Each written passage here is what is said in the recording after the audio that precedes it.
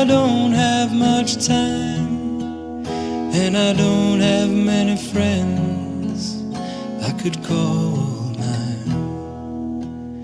And I've been deceived, yeah, but haven't we all?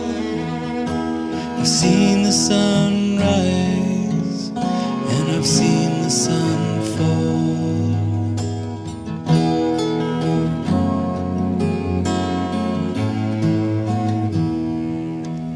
Well, I don't know why, and I don't know where, and I don't even know how, and I no longer care. But I've seen your face, and I've heard your call. Yes, I've seen the sun rise, and I've seen the sun fall.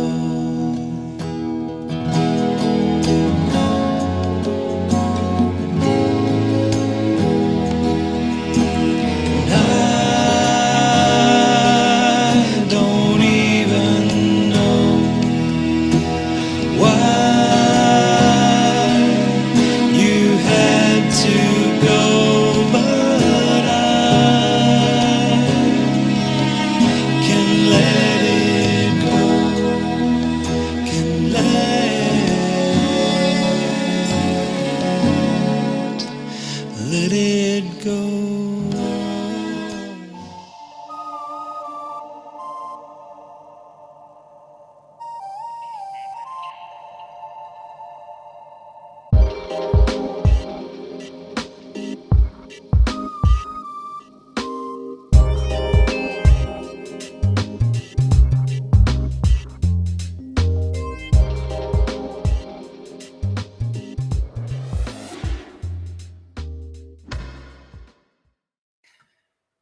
Hello and welcome to another SDAQ&A. My very special guest today, Byrne. Hello, Peter. Doing well. Oh, hang on, we've lost connection. Just to quickly check if Sounds like it's something your end at the moment, unless I'm sounding a bit funky as well. He's gone. Are we on again? Hello, everybody. I think we're I'm Byrne. on. I can't hear yet.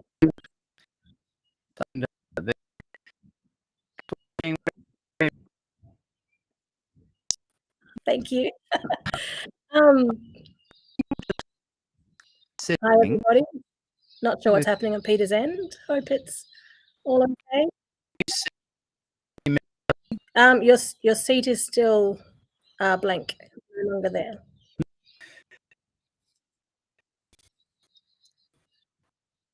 We're going to do. Oh, you're back. You're back. Yeah, moving. No, not moving. Sorry. You're looking to the right. Yep. You can hear me. A bit stuttery still. I'm going to boot the wire. Okay, I'm still here, and hi, I'm Kelly. I may as well introduce myself. Yeah, I'm still an Adventist after all I've been through, and I look forward to talking with Peter about this. Happy for him to ask the questions. Fire away. I'll tell you now, my dad was a minister, studied at Avondale. I was 7 years old, and Peter can ask me this when he jumps back on. I was 7 years old when he left the ministry, and I don't actually remember the date they left the church itself, but there was a separate date for that. I had a pretty shocking primary school in the Adventist system, and then a beautiful angel of a teacher came in and took us on for, I think for myself, either 6 or 12 months, which she was just angelic. And then, and I realized later on, since Facebook, that other students in those first few years were also traumatized. So it's not just me. 7, 8, 9, 10. Then I went to different schools. And then I came back to the Adventist system for a few years before my HSC, and they were excellent. I have nothing wrong with those years, those teachers. Dr. Fall was actually my principal, and it's lovely to have followed him through this time. Now I'm a mature age student at university at Avondale, which is wonderful. Yeah, so the preceding years, it might be surprising that I did stay within the Adventist church. I was baptized at age 13 of my own volition, and I don't know, maybe Ellen G. White was not pushed in the church when I was there, but maybe by osmosis it was there. So a lot of her things I know about, but I didn't know that they were hers, sort of thing. It's like, oh yeah, I recognize that from years ago. I'm raising my children as Adventist. My husband was baptized in the Adventist church before we got married. He was raised Anglican. I've got nothing wrong with that. And I went to an Anglican school for 2 years. Great school, wonderful school. Yeah, what else can I say before Pete comes back? You're right, Pete. You're okay. You're still there. Yeah, love some questions. I'll look into this. Ask me anything. You're doing great with falling off his chair. I hope not. Yeah, so I'm still raising my children in the church. We had children 14 years ago, and they died a week later. And ever since then, my husband has been leaving the church. Now, that's kind of understandable. I felt strength in the church, so I stayed. But my husband left, and he's now working for the church in nursing, which is amazing. It's beautiful, a lovely blessing both ways. So he supports us with that. But yeah, I stayed in the church. We had 2 more children. I take them to church each week, or we watch it online. That's a good thing since COVID happened, and I finished my first degree in Avondale through COVID, and that was great because kids didn't get much school education. They got more out the back running around riding their bikes, which is fabulous education, by the way. Got a degree in education myself, and I'm just continuing studying through, pushing through. Yeah. Hoping Pete's going to come back and take over. I'm in New South Wales, so I live 15 minutes from Pete, which is, I guess he's near uni, Avondale. And yeah, my dad has been interviewed by Harry Ballas, and my mum says she won't be interviewed by Harry or anyone. I'm trying to get her here, interviewed by Peter. I'm love to get my dad online. Yeah, so Pete and I have had a good exchange in the questions, in the comments through these conversations, and I find I'm parking the car, pulling over to actually respond, because I've just heard something big from someone and I've forgotten who it was a while ago. It's like, oh, I have to respond. So I go online and I jump on to that conversation. I say, but Pete, there's nothing wrong with being a gospel Christian, rather than someone who said you have to follow this way to be an Adventist. Well, I disagree with them. A lot of the conversation last week with Andrea struck me as, oh, I want to answer that question. I want to answer this question, sort of thing. I believe my identity falls within Adventism. The Sabbath is big for me. And although it's come up recently as this is the mark of God, and which could be, I'm not so sure if I follow this, the opposite of the mark of the beast. That could be that, I don't know. But the Sabbath has always been, throughout my life, has been really strong. Pete, I hope you're not leaving me here for the whole hour. Bit of chat. Yeah, so I've considered Seventh-day Baptist. I've been considering other Seventh-day churches, but I don't know. I'm not the judge. I'm not going to judge sort of a person who says if they're a good person otherwise and they worship on Sunday. I'm not the judge there. So I've had. Hello, Pete. We're back. Hey, I don't know if we're still live, are we? I don't know. What does it say? I've We been just chatting shouldn't. with myself. Maybe we are. Oh my goodness. I've been chatting. It- It's fine. I've had it. You've been chatting with people in the. I've been talking, whether it's been live or not. As if on the topic. Yes. Now, I have to say, 14 years ago, you welcomed us back lovingly with your barn dance or barn, whatever it's called these days. Yes. Yep. And that was probably the first time we met you, my husband and Yeah. I, because we came back to that barn dance. I was pregnant with twins, and I remember that. you We do chatted. remember that. Yeah, we chatted after the gig. Yes. I remember it As well. As I've just mentioned there, we birthed in April, and those twins didn't actually survive. They survived the week. Oh, wow, that's heartbreaking. But that was such a beautiful welcome back, that barn dance. I'm thinking, where are those barn dances all through this 14 years? It's like, no, I missed that. Yes. We'd been in Oh, Uganda for 13 months ourselves. incredible. Hey, before we officially get into the conversation, I do need to, because I'm getting no chats. Officially, I clicked end stream. It says we've got people watching. Yeah. So I've just got to, I'm thinking I might have to, so those watching, and it's a great audience, it's growing. I'm just seeing it almost doubled. I'm going to end the stream and just start it again because you want to, you have to. I don't know. I have to get all my bells and whistles are just all disappeared. All I can see is you and me. Now it's a bit of a pain, but unfortunately I'll try one quick thing that might mean we don't have to do that. All right. But yeah, otherwise there's going to. Okay, I'm back alone again. I guess I'm waiting for Peter to come back. Yeah, so that's part of my story. Back we are. Right. So let's just check.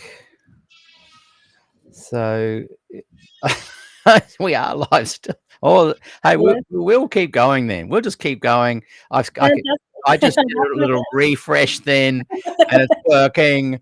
And so this is the first time it's just gone on without. Yeah, I can see everyone's comments now. That is great, and we've got a great audience watching. So look, let's officially start. Okay, welcome to my special guest, Kelly Byrne. How are you, Kelly?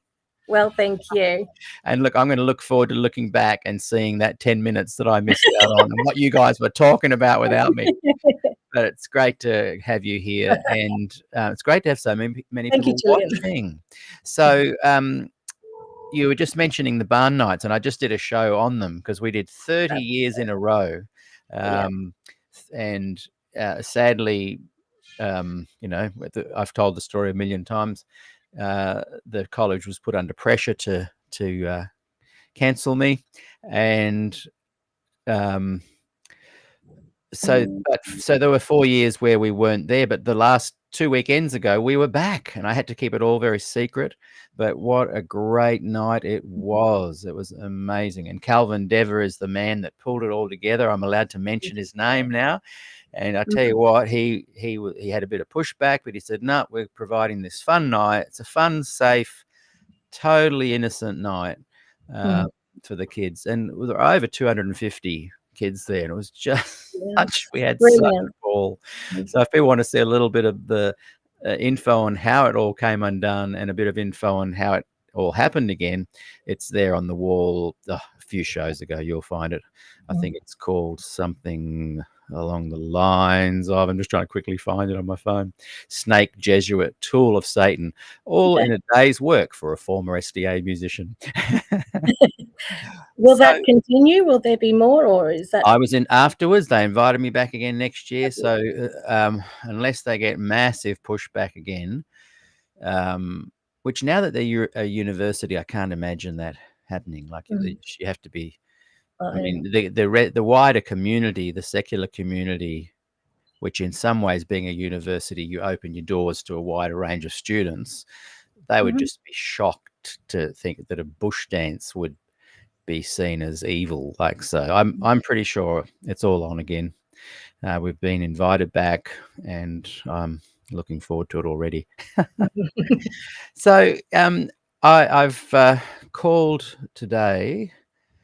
I can't quite see it, but we've put Kelly Byrne, "The storms of Adventism didn't wash her away." And I love that, because I'm into hearing everyone's story about being honest about the things that have troubled them, being honest about what they've been through. And I got a lot of pushback for my last week's program. Ted Wilson is a real Seventh-day Adventist, because of course everyone wants to go, hang on, this is my Adventism. Don't take it away from me. I don't agree with Ted and all this kind of thing. So I'm very interested in teasing apart this idea of, what the church believes in as far as its official kind of stance and special, unique mission, but then also the many people under that who still want to be an Adventist, but kind of weigh it in the balance in many different ways. And so I'm interested in hearing many different stories. And because we do know each other, and we, have chatted a little bit about your past and the experiences you've had during particularly the turbulent years of the 80s, when you would have been very young, but obviously observant, and you took it on board. And as you grew older, you explored it more. So we want to explore your story and find out a little bit about your journey and advice you'd give to Adventists that might still be weathering the storm a little bit. Sure. So tell us, who is Kelly Byrne? I'm a student these days, and my husband's a nurse working in the Avondale site. And I'm a mother and a wife, and living on the Central Coast, loving life. Yeah, we get kangaroos through the backyard. So beautiful. Where is your house, roughly? Down 15 minutes from approximately your place, down in YE. Yeah, nice. The kids are at school in Wyong. Oh, nice. And is the YE nursery, is the cafe opened up there again? I just saw a sign there this morning that it has opened. Great. I used to I love thought it was taking. open 2 weeks ago as well. Right. I love taking the girls there because they've got heaps of cockatoos that talk. Beautiful. And fish that you can feed as well. Yes. So that night that I'm not sure if that was when we officially met at the bar night, but you obviously went through some tragedy after that. And there's so much in the world that can cause these kind of heartaches. And the famous saying, and there's family and friends going through some stuff at the moment, but that saying where a village raises the child, or something like that, can well and truly be found within Adventism. You go through your struggles and your trials, and people don't come up to you and say, well, do you believe in the 28 fundamentals before I give you care and help? So the Adventist community can be a beautiful community for offering that kind of village nurturing. So tell us a little bit about when you were growing up as an Adventist. Was your father involved? And did you feel, before the storm, did you feel a sense of being nurtured by your Adventist community? Okay. My dad was a minister of Adventist, and I remember I'm going to repeat myself from what I said in the first 10 minutes. Sure, that's all right. It's good for me. I remember he left the ministry when I was 7 years old, and he left the church at a different date but it was due to the Dr. Ford issue. I didn't know whether they were friends, enemies, whatever they were, whatever, but that was the issue. It always swung around. I remember being told that a lot of people were leaving the church, some people committing suicide around it. So I remember hearing all of that then, and I stayed in the Adventist education, K1, 2, 3, pulled out of Adventist education, public school, Anglican school, which is a good one, public school, then an Adventist in Sydney, the SDAQ, which was excellent. I did my HSC there in a few years before. Right. Yeah, that's interesting. So then as you grew older, and I don't know who wrote this, you might know your end because it came through when I was dropped off. George Tishy has written, Ted Wilson's hijacked Peter. It's true. He came in a helicopter. So yeah, this question was you're doing great on your own. What are your memories of what happened back in 1980? And isn't Graham your uncle? He was a brave soul and paid for speaking it. So Graham, which Graham is that? Graham Byrne. He's now deceased. He was my uncle, and they were both my dad and my uncle went through Avondale together. I'm assuming was together to study theology. They both left, and I don't know. You'd have to ask Graham's relatives, closer relatives, as to when and what happened there. Right. It seems like they left a similar time. Yeah, I don't want to speak for them, but my own journey or my memories of that journey. See, 1980, I was involved in a car accident. I'll tell you that now. And I survived, and I'm still here, of course, but you think about the lovely little girl, 4 years old, who's just been buried, and it's like she didn't survive, and people who know will know who I'm talking about.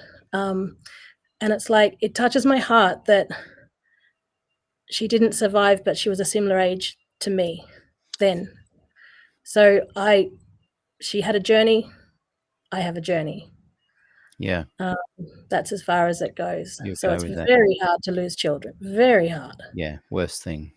Worst thing. So when our two boys died, my husband started leaving the church himself.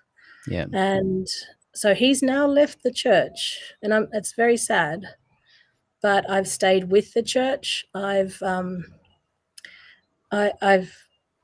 think I find strength in staying, and I'm raising my children in the church. I think the Sabbath day has something to do with it. I've looked into Seventh-day Baptist, Seventh-day other churches, and I just find this church is the one I most resonate with. Yeah, and I think a lot of people feel that way too. And I certainly felt that way. And the interesting thing is people say, oh, well, now that you've left, you're on the outside. I haven't left my friends, and my friends haven't left me, and they make up the community that I feel a part of. Mm-hmm. They happen to be Adventist. I happen to be non-Adventist, but that camaraderie is still very strong.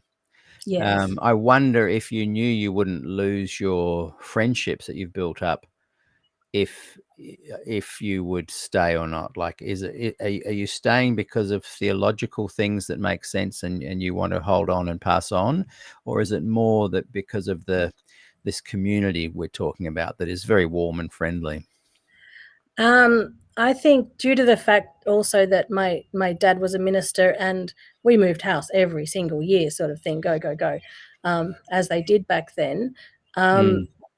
The friendships I've tried, and the friendships I've tried to maintain, are few and far between. So the good friendships I have maintained, it's wonderful. I think they would stay.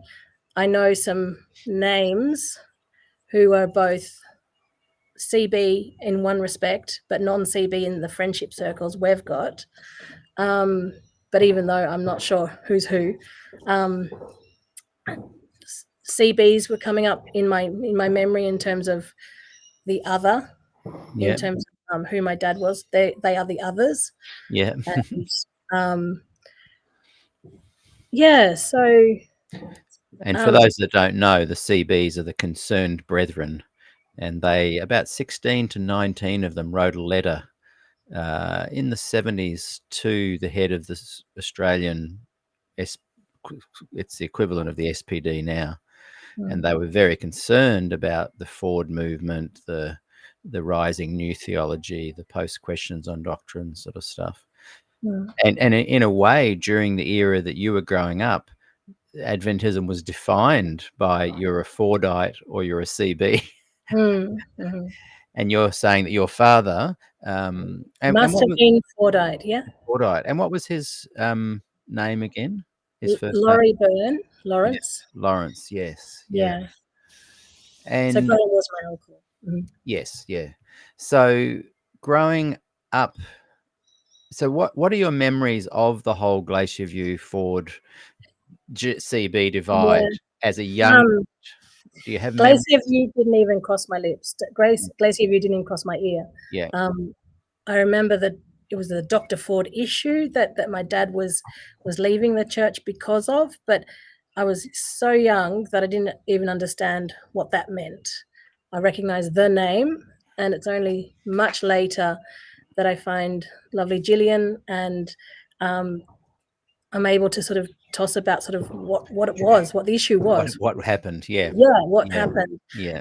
Glacier View is new to me. So 84, I was 7, and then left even the Adventist schooling, and I continued going to church. So it didn't cross my mind as to what's what. Yeah. Yeah, I think I was in my teens when the whole Glacier View went down, but I was in this area and I remember stuff going on, but only in a distant way. And I think I didn't really start exploring it until the early 90s. When did you start going, hang on, this was an important issue, I want to look into it a bit more? I went back to the Adventist school, the Strathfield, Sydney Adventist College, for year 10, 11, and 12, when I did my HSC in 1995. I guess it was through those years that I was thinking, well, what do I believe? What's Right. my sort of status of belief? What was it? Salvation by faith, salvation by works? Do I go to a conservative church? Do I enjoy a less conservative church? And especially years later, when it was COVID, and then there was all this online churches and that kind of thing, I could go to this church, that church, Queensland, Tasmania, anywhere. So you jump around, and you sort of seem to appreciate both sides of the coin. Yes, yeah. I found with music, like people may see me as having been a dissident rebel musician, but honestly, every weekend it alternated from playing youth kind of programs to literally the Grey Nomad scene before they were even Grey Nomads as a younger musician. And I loved both sides. So I had an affinity with the CBs and the Fordites and everyone in between, because I loved singing old mellow hymns and I loved rocking it up a bit as well.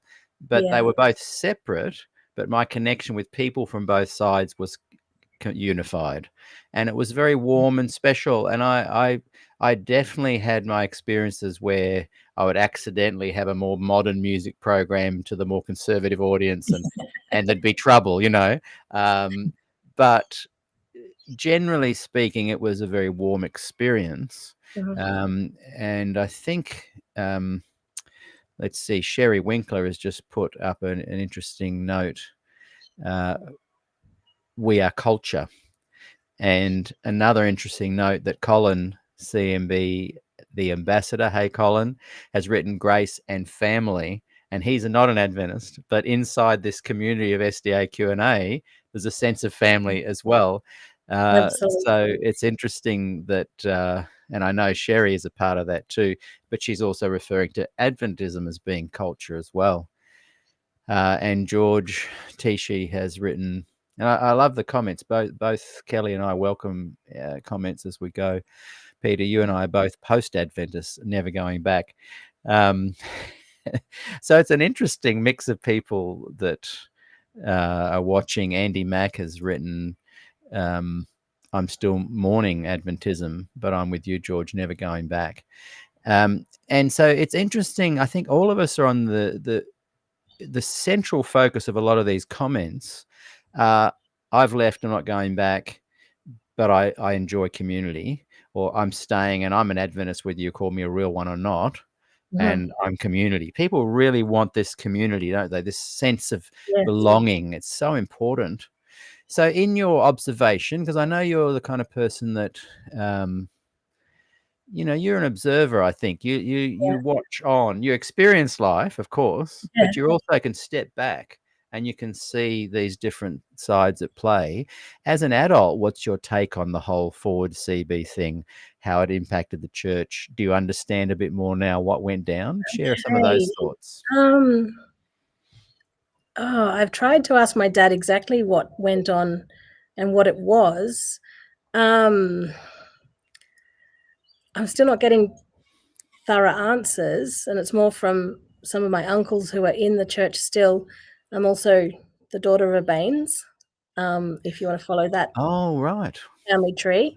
Yeah, that's a big one too. Yes, and so they say that Dr. Ford didn't believe in the sanctuary in heaven. I think that's what I was told. That's like, I hadn't even thought of that sort of thing as a part Right. of my own experience or my own sort of understanding. So, okay, don't I look in the Bible, read through. I'm more biblical based, biblical worldview. I'd take the Bible over Adventism, but there's nothing really there that's contradicting yet.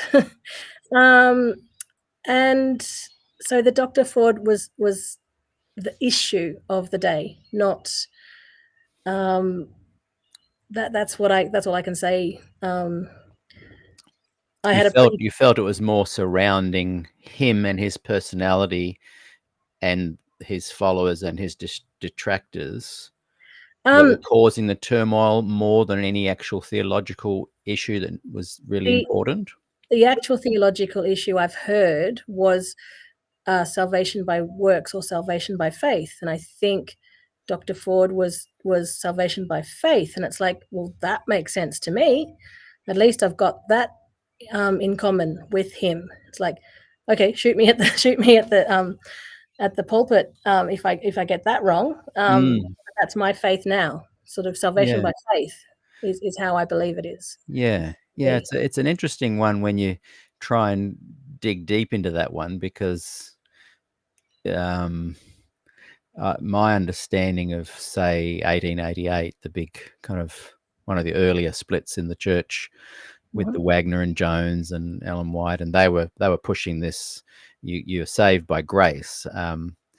And prior to that, Adventists, and tell me those who are scholars and academics, I'm not. This is an armchair philosopher here.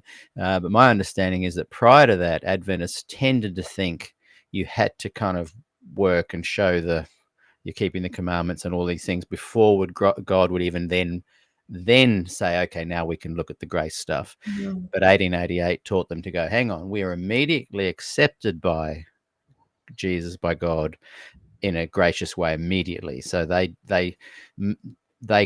then is where the trouble starts, because what then moves forward is that the Ford side of the camp, 100 years later, were suggesting that is true. We're saved by righteous by faith, and the works do not contribute to whether we're saved or not. Whereas the other side, the side that I call the Ted Wilson real Adventists, their kind of thread has been, now that we have God has accepted us, the good works flow not because of our doing, but because of his doing within us. So if you see two people and one of them's this kind of CB person and you're watching from another planet, you'll observe them keeping the commandments because God is working through them, but keeping the commandments is a salvational issue. And if you're watching the Fordites from another planet looking on, you'll see them being good people and of course trying to keep the commandments, but their acceptance of Jesus means that the sins, the flaws, the faults don't contribute to salvation. So that's just a quick little armchair summary of the difference between the two. And so when I say real Adventists, the great weight of Adventist literature, Ellen G. White's teachings, the great controversy, point to Christ's garment being placed on you, and not because of you, but Christ through you, you will live a sinless life that is essential to do to get to heaven. Whereas the Ford side of it says the garment of Christ is placed on you, therefore you come into the judgment, God sees the robe, not your works. So it's a very big distinction, but the real Adventist has a lot of weight on the former. The garment's on, and now you must demonstrate through God working through and all the beautiful stuff that God does on your behalf. But to the worlds and angels looking on, they will see you not sinning and therefore vindicate God and prove Satan's original claim wrong. So to me, it's a very different theological view that not many people really dig into. But that view, the sinless, stand without a mediator, time of trouble, demonstrate and vindicate God, is truly the unique special plan of the Adventist salvation. So that's why I say it's real Adventism. So what do you think of that? Like, how does that make you feel if you went, oh, okay, well, I don't believe that, but I'm still an Adventist? I get the feeling that it's salvation by faith, and therefore by the faith and belief, our works will have wanted to change. We want to change our works. We don't want to be who we were before, and we just have to repent our sins to God once. Like yesterday's sins don't have to be repeated. Exactly. And just continue with that relationship with God through Jesus Christ. Just praying to him and maintaining that relationship, and we will be making mistakes, but through God's blood, God's blood is on us, like the robe you're speaking of. I'm guessing that is the way that is what God will see. Jesus' blood on us, and we don't have to actually be in the church to do that. And I don't believe that there's any human judgment on that to actually for that salvation. Yeah, and I agree with you. I agree with you on that, and that is Ford theology, what you're expressing there. Okay. and I am totally fine with people saying this is the new theology. This is what I call gospel Adventism or progressive Adventism. I'm okay with that. My point is that the weight of Adventist literature, doctrines, and teachings doesn't support that. Sure. And so then I call that what I don't believe, but what Adventist literature supports, and Ellen White and Great Controversy supports, I call that real Adventism. And I call the other kind of a hybrid or a movement within a movement, or gospel Adventism or new theology. Why do you think that the general Adventist that grasps the theology that you're talking about, what I'm calling the Ford theology, the new theology, gospel Adventism, why don't they see, and maybe I'm not explaining it as well, but why don't they grasp what I'm saying there, do you think? I think my generation, sorry, Peter, my generation may have learned by osmosis some of that, because I don't remember Ellen G. White being taught in primary school. I may have missed out on those years, but it was certainly taught to me via osmosis. It was certainly taught within. It's like, oh, I recognize that. Was that Ellen G. White? Was that Ellen G. White? So it may have come through there was a lot of harshness as well, and I've spoken of that in the first 10 minutes. So I've been resilient enough to stay. I've been Yeah. toughened enough to stay. I'm resilient enough to have had children die in my arms, and like, Yeah, okay, I know. I'm tough. I know what's coming. I know my children are Mm, waiting Jesus' return. This is my whole belief, my full belief mm, that Jesus returning. So that's the Advent in Adventism. yeah. Yeah, so I think Adventism has got me because of that whole Mm, belief, that and mm. the Sabbath. And I'm glad we're chatting because I think people can tell that I'm not trying to challenge you on that. No. I'm encouraging people to embrace whatever Adventism there is, and in some way, I'm secretly cajoling the progressive gospel Adventists to be a bit more bold in their statement, because Yeah. I see them a little bit too nervous to really shout from the rooftops this Mm, righteousness by faith, this kind of Des Ford theology. mhm, They genuinely are too scared, and do you know why? Because a lot of them can lose their jobs.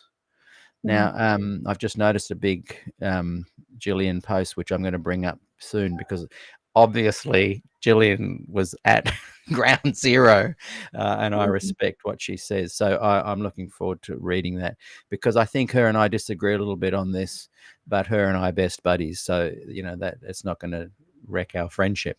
And I think the most important thing happening here on SDAQ&A is we're talking about it, Yes. and people from all walks and diverse parts of Adventism are having a conversation. So let's read what she said now. And you know what? It's really interesting. You're a lot younger than me, so you're like 7 when I was 20. So there's a good Okay. 13, 14, 15 years difference between us. But what a difference between our generations. Mhm, I went to bed a lot, even though I was at Avondale with the Fords and the Norm Youngs and my dad and the Magnusons and all these kind of Arthur mhm, Patrick and these amazing leaders of gospel Adventism. I still went to bed having nightmares about probation, the time of trouble, and the Sunday law and the mark of the beast and all this kind of stuff. But by 15 years later, the generation that you're in, mhm. it kind of bypassed that. And by the time we hit the Yeah, 90s, I was involved with a huge movement within the church that just played worship music and focused on Jesus for 30 years. I did cop that spiritual abuse, Right. in my early years, and I Okay. think, yeah, I recognize that too. I Yeah. recognize that from my early primary school years, like, that's where that came from. Can But, you just unpack that a bit more? ah, Just share a um, couple of experiences. we were so traumatized that I don't actually remember much of the specifics, and they were still using the cane sort of thing, or the, Mm, meter-long ruler, and it's like, that's I'm so glad that's out now, yeah. outlawed. Oh, yeah, I'm I so reckon. glad, but that Yeah. traumatized more than just me, but I only realized that on Facebook since Facebook came along. But Dr. Fall was my lovely principal at the SAC in Strathfield, and he did a Right. brilliant job through halfway through year 10, year 11, and 12, and he was excellent. So you get That's David Fall? Yes, Yeah, yes, great guy. yes. Yeah, yeah. But I want just you to, if you can and you don't mind, did it turn into a little bit of, did you have some dreams and stuff that kind of concerned you? Were you waking up at night Um, worried about Sunday law and the probation closing and stuff like that? it wasn't so much the dreams.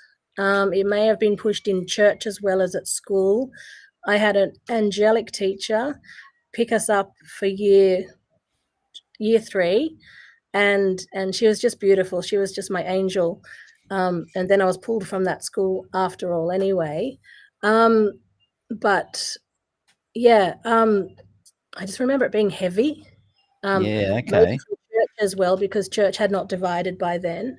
Yeah. Um, the weekly church service and school was just heavy. It was thick, heavy, and it's like I I still feel like, um, is that Jesus returning? Is it gonna happen?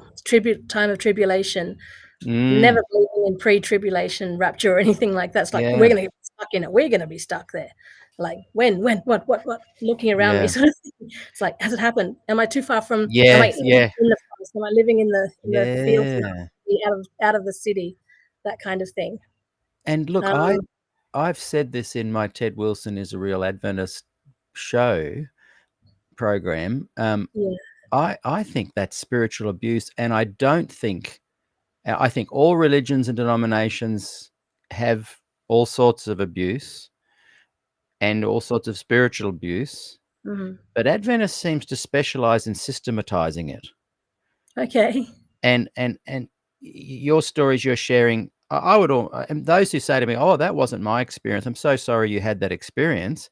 When I actually have a conversation with them and start teasing it out, "Oh, yeah, I did feel when I was 7, this blanket of kind of, oh, am I going to be saved? Are we going to run to the hills? I better go and find a little cave up there with Yeah. place to store my baked beans." They Yeah. don't even realize they were abused. And so "Oh, sorry you went through that," until you talk to them and they find out they actually did go through it. Mhm. You talk to Anglicans and Baptists, and yep, there's all sorts of physical abuse, there's spiritual abuse, but it's not systematized. Adventism has turned spiritual abuse into a system. Yeah. And during Jan Paulsen's era, many of we gospel Adventists, progressive Adventists, whatever you want to call, had a real sense of hope.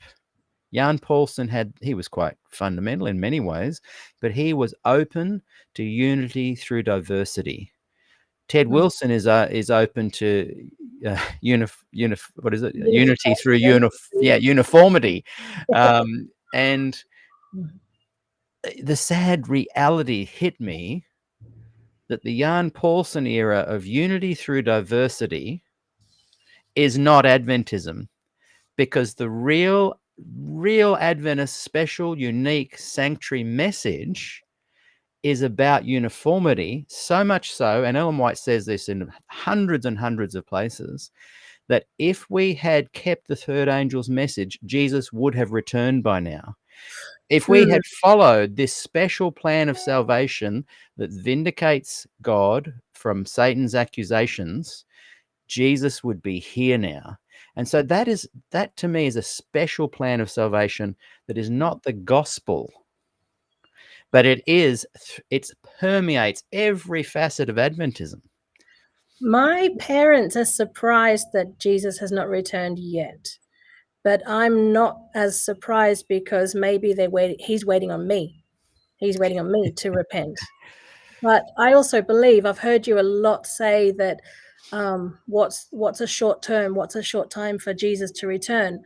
But if we live to 65 or 105, that is short term for God. Oh, That I like in terms of when we die, yeah, that'll be it. That yeah, will be when yeah, we see yeah. Jesus Jesus returning. returns for me within the next 30 years for sure, or maybe 40 if I can hang on longer.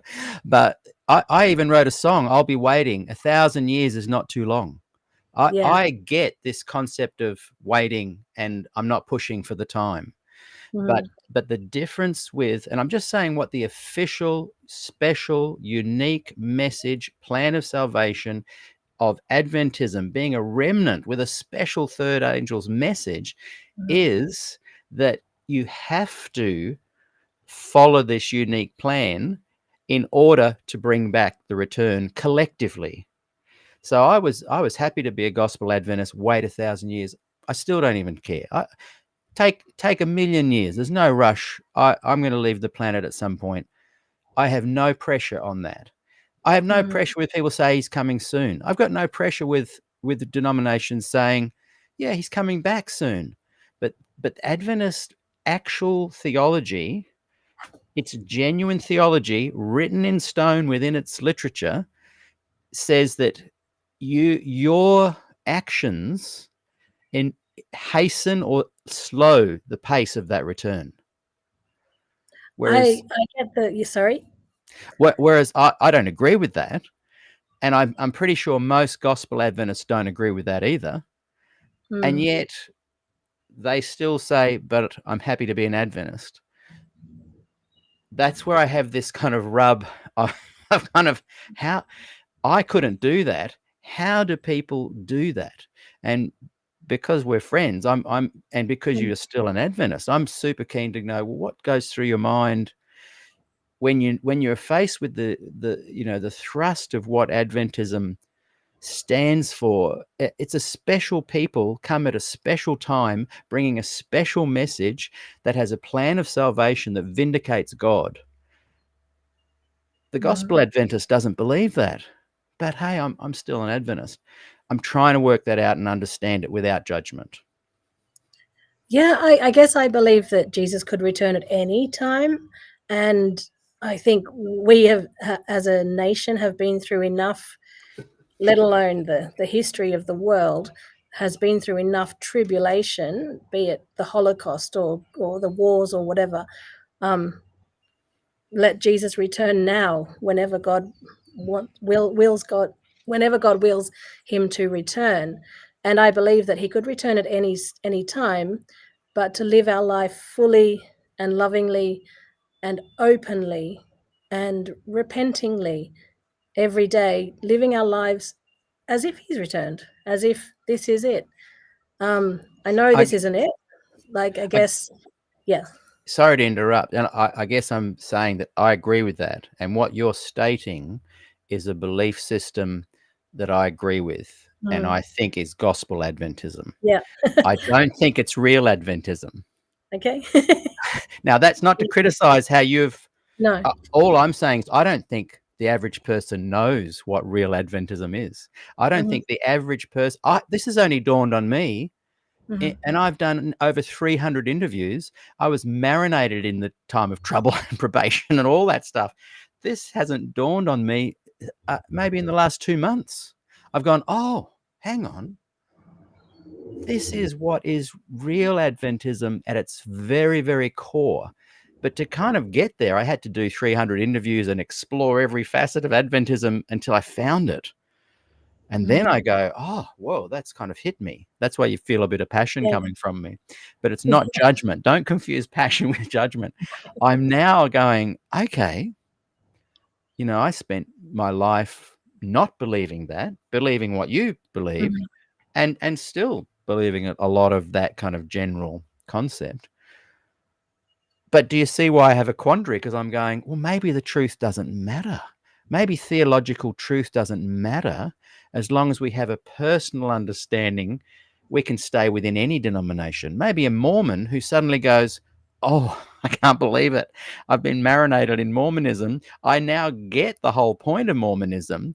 I now get that what Mormonism is for a guy to kind of live a well enough good life so that he can go and start his own planet, and that there are many, and that God of earth was once a human and lived a good life and got his own planet.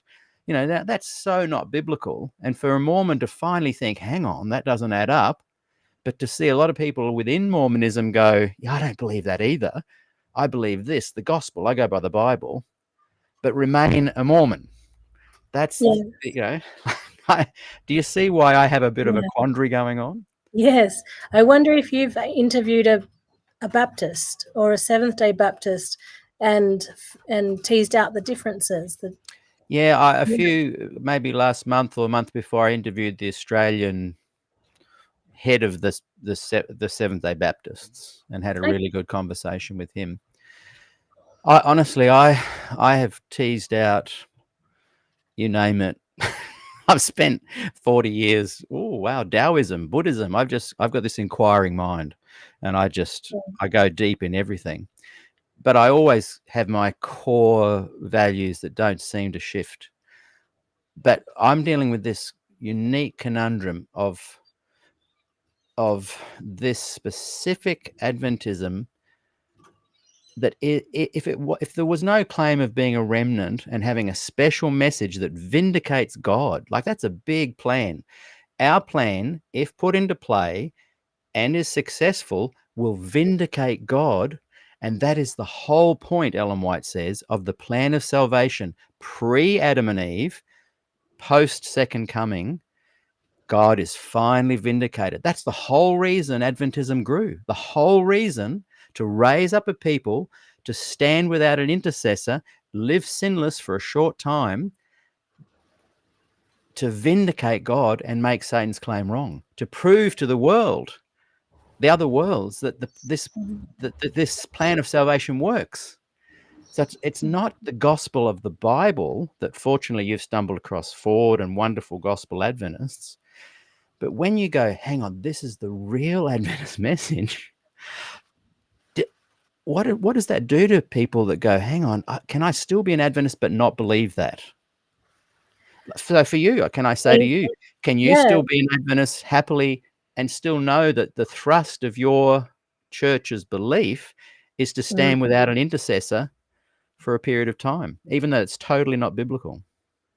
I think the way the church is these days, there's either a division in the church, an actual division with two churches going on, two services at once, or there's the big red church, which is lovely, and then there's Avondale University Church down the road, both preaching a similar message under the same umbrella.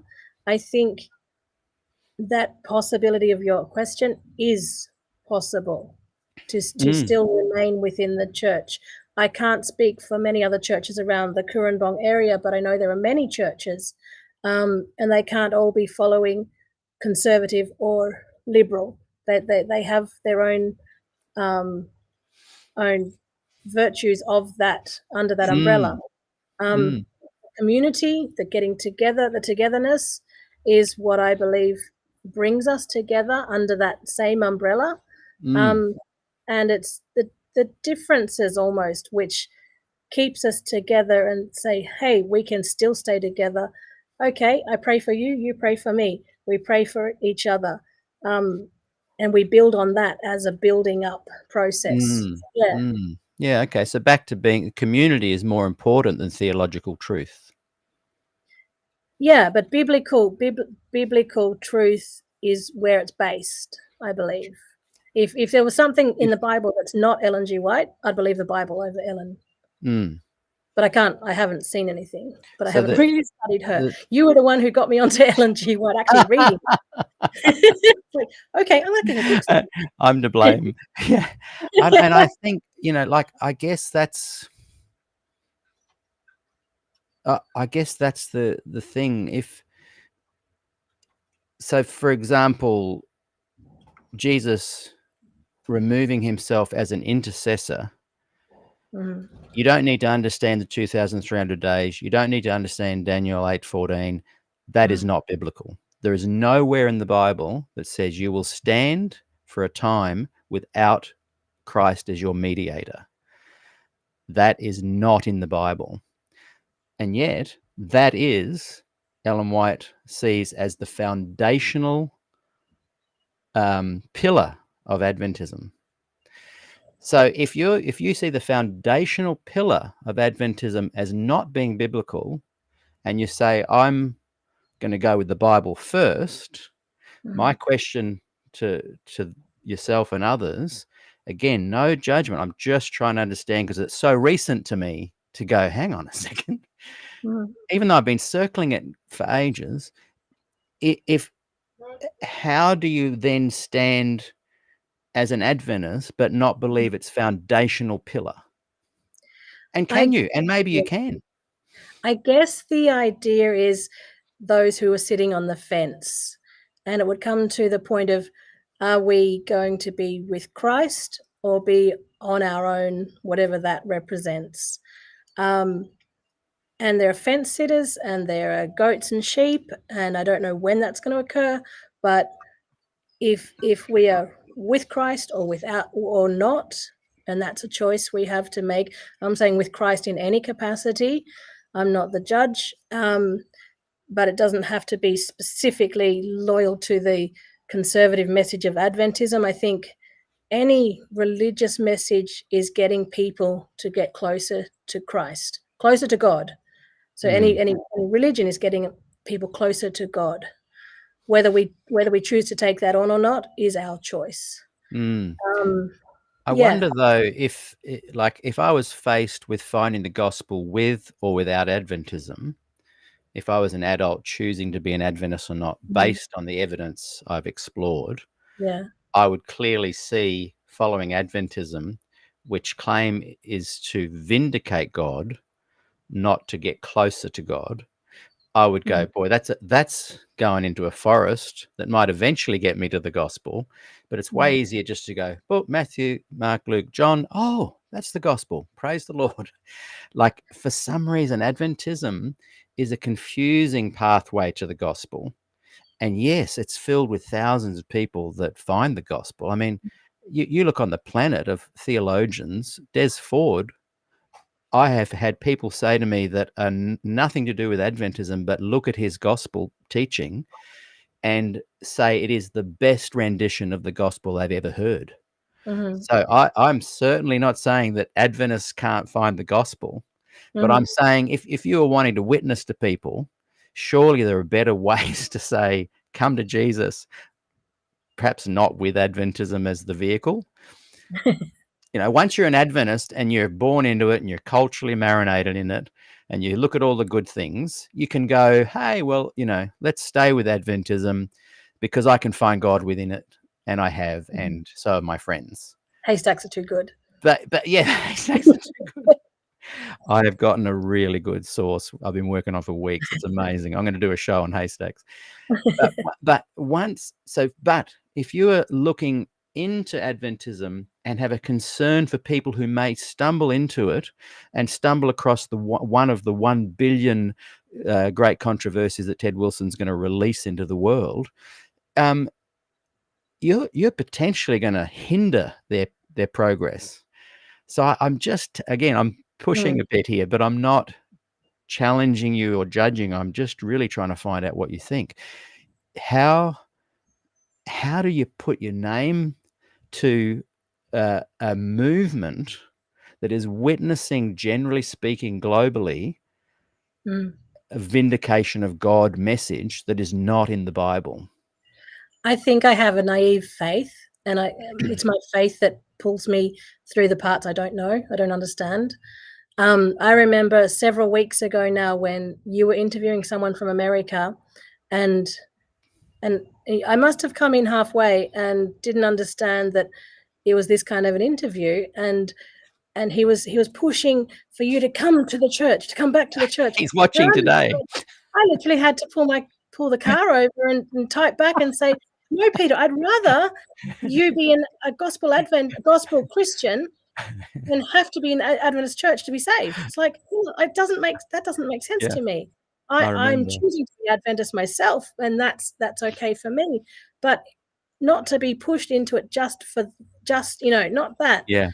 I had to literally pull my car on the side of the road and type away. It's like, no, it can't be right. Yeah. I remember that.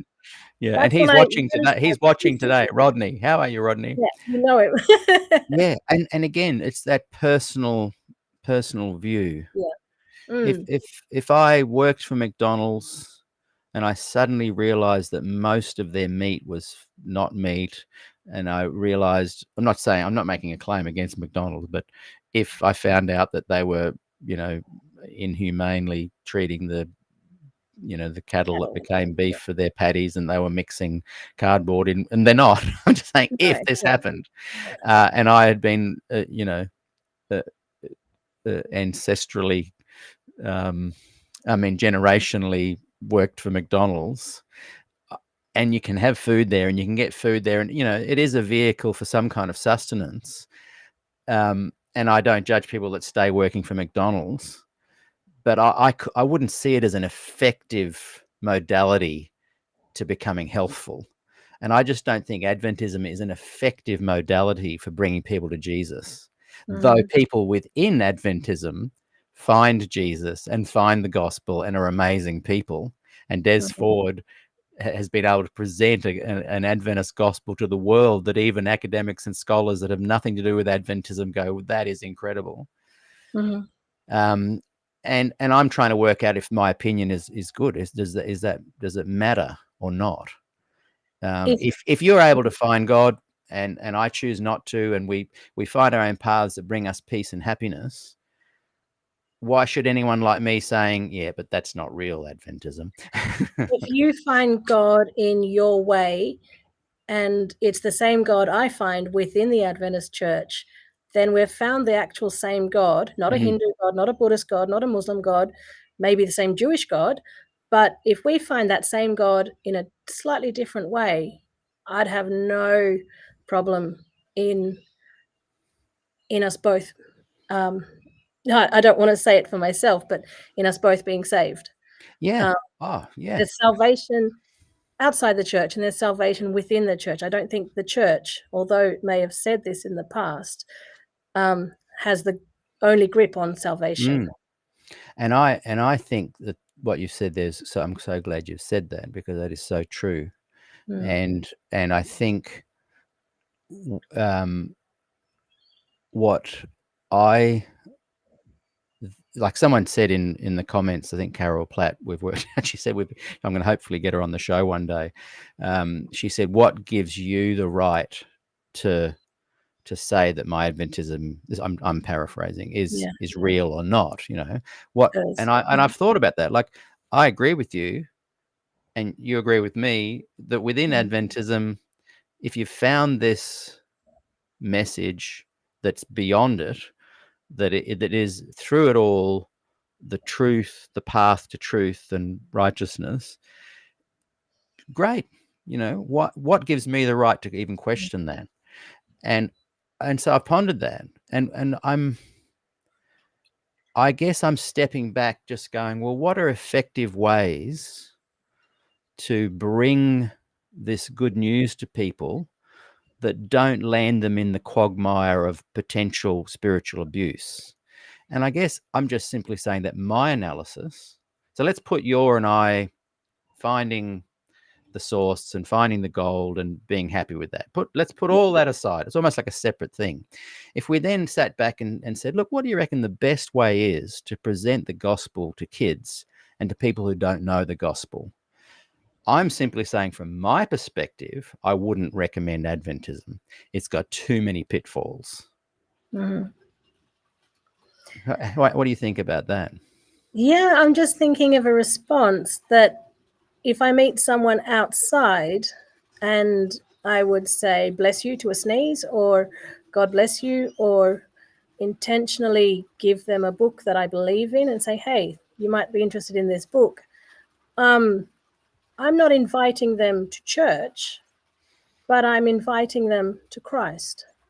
I'm inviting them to the God I believe in.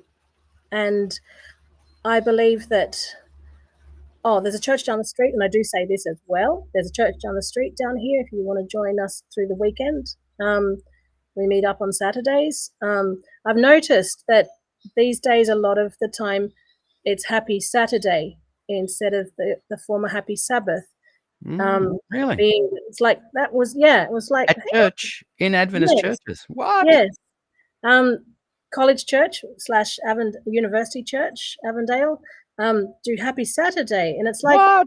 maybe that is because of the upcoming other law, sort of the next day law sort of thing.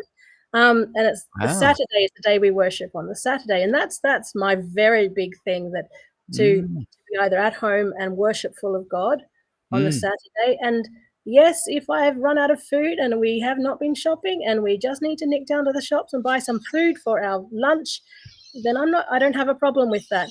But if I do all the washing and all the groceries and all the everything and wait till the Sabbath to do it, that's where it crosses the line for me. I'm otherwise a stickler for Sabbath. I'll admit that. And I try and get things done by that time. I might put a load of washing in the machine and just let it go.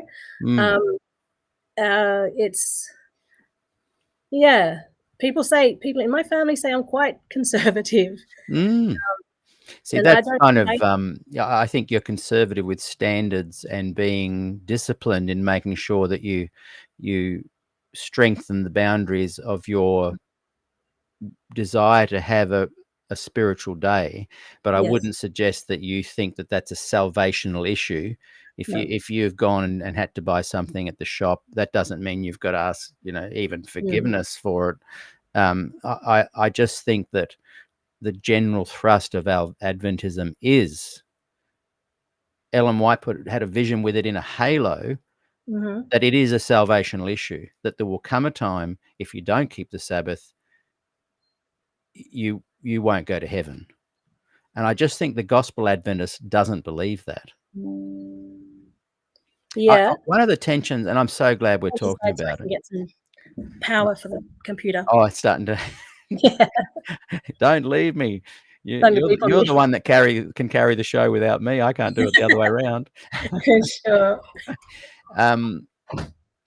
Yeah, and I look, I personally think that, and I often say this and I get criticized for it, and I'm speaking generally, but Yes. I personally think there are already two churches in one. There is the gospel Adventism, and there is the what I call real Adventism. And that's a bit provocative to say that, but I think those who are gospel Adventists, and I think you are one of those, Yes. should just be a bit more bold in claiming that version of Adventism. But they seem to be a little bit timid. And when I say, look, you're a gospel Adventist, come on the program and tell us what that is, you're one of two people that have accepted coming on.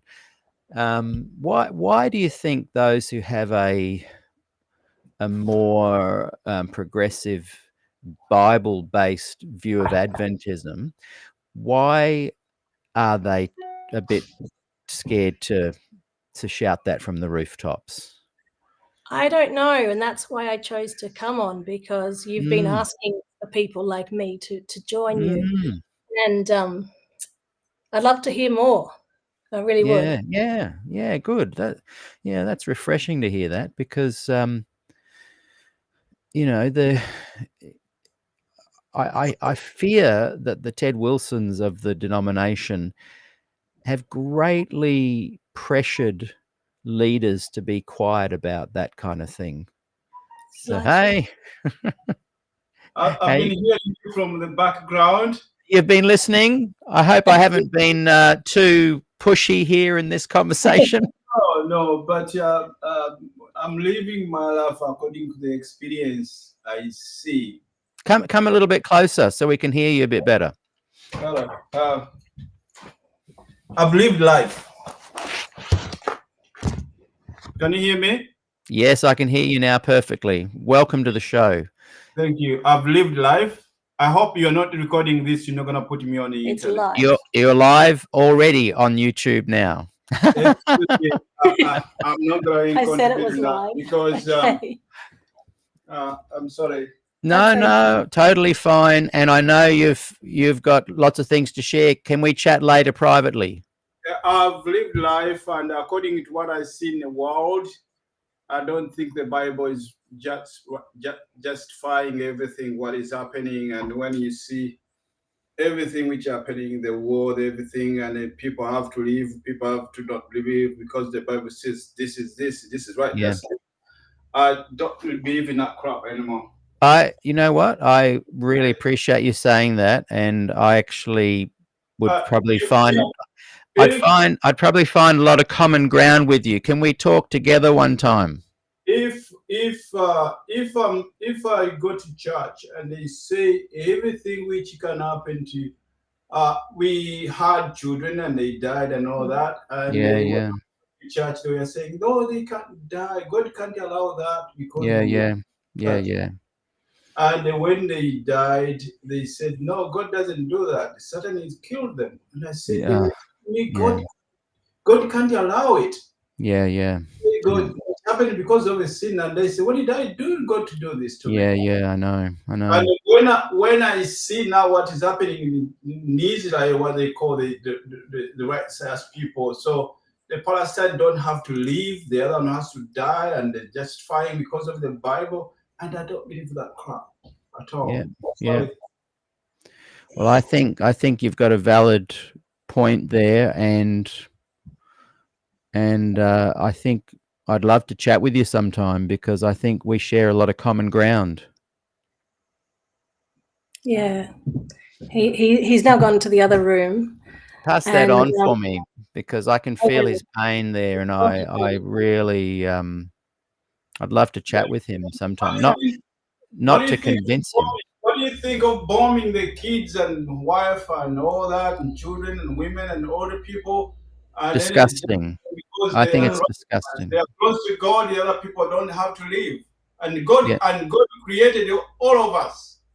If Yeah. God loved all of us and created it, we are God's creature. And then you say God Yeah. love one side. That's bring conflicts in the world. It brings conflict in the first place when the Jews were killed in Germany, and now they got Yeah. somewhere. The Yeah. English transferred them there, and they got them a land, and then they're saying, no, you people who live here don't have to live. Yeah. That's Yeah. Yeah. Yeah. so, I agree. I agree. For me, it looks when I read the Bible, I read the Bible about Joe and whatever. When Joe killed his son died, and they say God sat at the table and then said, I'm going to win here because you can't win Joe, and when Joe will kill all his children. And it looks like God is working with what they call Satan, and then they punish us, and then they say, so these guys are dealing in business here.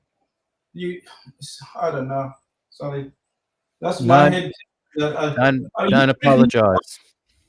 Treat me well as you like to be treated, and you treat other people as you like to be treated. And but thing how we are righteous, Jesus. The word has been here long time. When you hear about science and they say Jesus has been here 2,000 years, what about those people who were not there before Jesus? They will go to hell. Yeah. What about the Buddhists? What about the who don't believe in God? They will go to hell. No. Yeah. Yeah. No, I agree with you. I don't believe in the religion anymore. Okay. I don't believe in the religion. It's just making money, you give tithes in and winning people and control people. I don't believe that anymore. Sorry. Don't be sorry, and I'm so glad you've shared your opinion. I really am, because I think that gives people another option. I think that people can be. I like to encourage people to use their own mind. Yeah, sure, use God as the North Star, but the mind that you've been given needs to analyze things and choose for yourself. And that's why especially when people go through such hardship, and when people look at the evidence and then make their choice, I'm super proud of people that do that. And if that takes someone to agnosticism, if that takes someone to an angry place, if that takes someone deeper into Adventism, wherever they can find that sense of I've arrived because I'm my own person. I value that. I really value what your husband said there. I want you to really thank him for me. Yeah. For being honest and authentic. What a gift. What a gift to be, I get so frustrated when I feel I have to interpret what does that person really mean. And one of the things I really dislike about a lot of Adventist apologists, A, it's all scripted. B, everything's just so high, and today we're going to explore deeply into, and I want real authentic people. And what your husband just said there it's moved me. Yeah. Because it's authentic. Because I know and I love him, and there's no division between us, and I'm so glad he poked his head in, because I want to know authentic people. I'm on a journey to try and be more authentic. Yes. And boy, I'm so glad you've come on today. It's amazing. Let's shift the energy, and we're going to read what Gillian wrote about 20 minutes ago. It's a long one. I really want to include things that Gillian says, because we're kind of talking about Des Ford today. And as I said, Gillian was there, ground zero, before, after, lived the last 44 years of it. I'm just going to read it out loud. I'll have to go off screen because some of it's there as well. And thank you, Gillian, for your post. Gillian Ford here. If I were in a different position, I might go back and attend church. Des and I did attend Caboolture Church for about 18 months, 2017 to 2018. We were always treated well by most Adventists we met, even after Glacier View. So we have nothing to complain about. I'll just bring that off screen so I can read it. However, so we have nothing to complain about. However, a difference between me and most of you is that the leadership called us apostate in 1983. That's incredible. Ponder that word apostate. Apostate is not you are no longer an Adventist. Apostate means you no longer a true Christian. What a claim to dump on someone. Shame on those that brought that into play. And presidents asked PUC to take away our membership. From then on, PUC defended our membership until we handed it in when we came back to Australia. And I think Gillian told me that might have been around 2006. We would not have been allowed to transfer it anyway. It puts me in a different position to Peter and George Tichy. I could happily attend, but out of politeness, I don't. Just want to clarify there. I have happily attended churches since leaving the Adventist Church. I'm not. I don't go all vomit when I walk in the door. If I'm hearing a sermon that's preaching real Adventism, I just go into a little zone of meditation. I just switch off. But I enjoy the music, the people, the food, the camaraderie. It doesn't turn me off. I will be an Adventist, not a traditional one, until Jesus comes. I don't see the leadership. Where is it? I don't see the leadership CB position as the real Adventism. I see it as a takeover. See, that's really interesting. That's where myself and Gillian and most Gospel Adventists disagree, just to be clear. Most Gospel Adventists that I know say that, hang on, these guys took our church away from us. Whereas I say, really? Go and read chapter 28, 29, 39, and 40 of The Great Controversy. Go and read Adventist literature through the last 180 years. You will not be surprised to find the thread of fundamental Adventism beginning day one in the barn. In my humble opinion, it was the takeover was by the Gospel Adventists. They progressed Adventism. They moved it forward. You can't have something that's progressive and then taken over and then tries to progress again within Adventism. Adventism began with the special plan of salvation. That's how it began. Jesus didn't come back. What did he do? He began a special plan of salvation. This is what it is. Like day one, Adventism. Sorry, Kelly, I'm speaking to the audience now. Day one, there's no takeover in my humble opinion, and I might be wrong, but from where I sit, Gospel Adventism built on, progressed, grew, gained new knowledge, new theology, arose out of these ashes of cray-cray, and potentially was going to be a really great thing until Ford was axed, harassed, suppressed, marginalized, and called an apostate. That's when the progressive Adventists went silent, didn't want to lose their jobs. I see it as a takeover, and like Russia, China, North Korea, and what is happening in the Middle East, if leadership uses false means to impose beliefs and compliance on people, there is not much the layperson can do. I agree with that 100%. Any thoughts on that one, Kelly? I do think there's nothing new under the sun. That everything, although not planned exactly the way it panned out, if someone was to design a computer, then someone may take a computer that direction and someone may take a computer that direction. And the designer of the computer knows all about the computer, but they don't know where it's going to go. Don't know where it'll be taken to. So maybe the end is known by God, and maybe the beginning and Adam and Eve was known, but even in the middle, the mix of where people will take it, what choices people will make, although there's a sense of knowledge of God, that God Almighty knows things already, but there must be almost a sense of which choice will they choose, which adventure will they take. Everyone's life, everyone. Yeah. So See, that's where I think again I break ranks with the Gospel Adventist. Gospel Adventists are great at seeing the gospel and seeing a beginning, like you say, a computer and the add-ons, and it's just naturally organic, and we all find our way. Adventists see that trajectory too until this new 1844. The Lord's about to come back any day.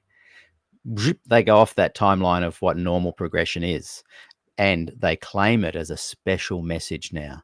We are now going to return, restore, complete, reprogram all the software because God has told us to, and a new thing is going to happen. The problem is this kind of trajectory you speak of continues on, because that's reality, and the Adventism goes alongside of it, continually saying, and then the progressives up here going, we want to be back over here with the normal people, and the Adventists like Ted Wilson that harbor and follow this core unique Adventist doctrine that is off the software grid.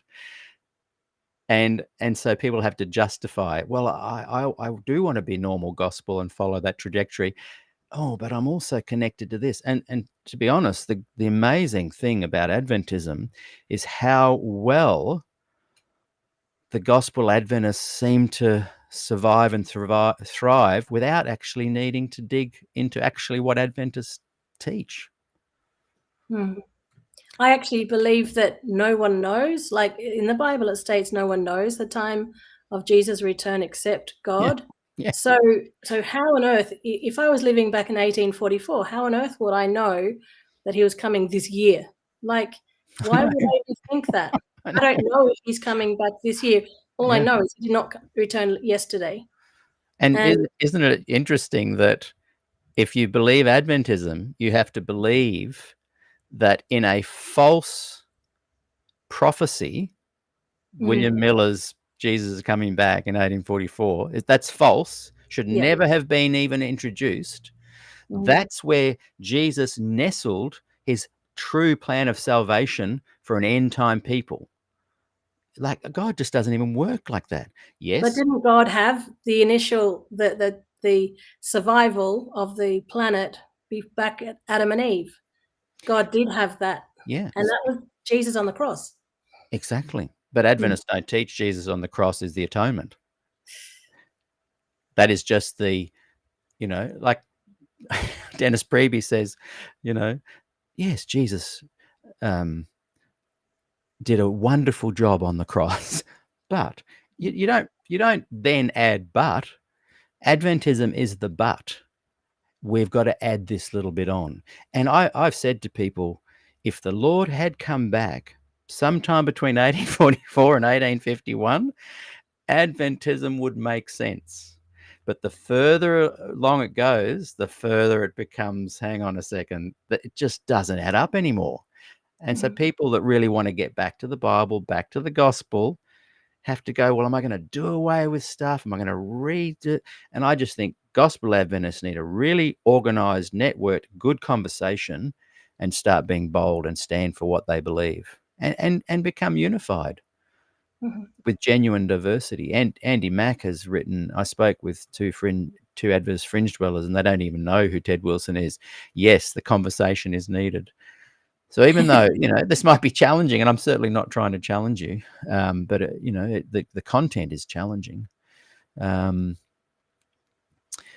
So let's just go through some of these comments here. Now, usually I have a bit of a break around an hour or so in. If you want to have a little break and we come back in 5 minutes, I've just had a few messages from people saying, can you give us just a quick break? We need to go and make another cuppa, is one of them. Yeah, they want it. We can take it. Well, we'll do a quick break, and then let's have a 20 minutes to half an hour. Just look at some of these very interesting comments, and maybe because you can see the comments, just go through and see some that you'd like to address.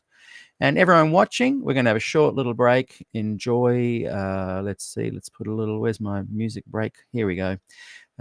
Enjoy this track. Don't forget, please click the thumbs up. I've noticed if I do this, why isn't it doing it? Sometimes I get a thumbs up bubble. Anyway, I didn't today. Go and click the thumbs up, the like button, subscribe, join YouTube. It really helps. And if you can't make a donation, please just go and listen to my music on Spotify or wherever, and just subscribe to places. It really helps the algorithms. We will be back in 5 minutes.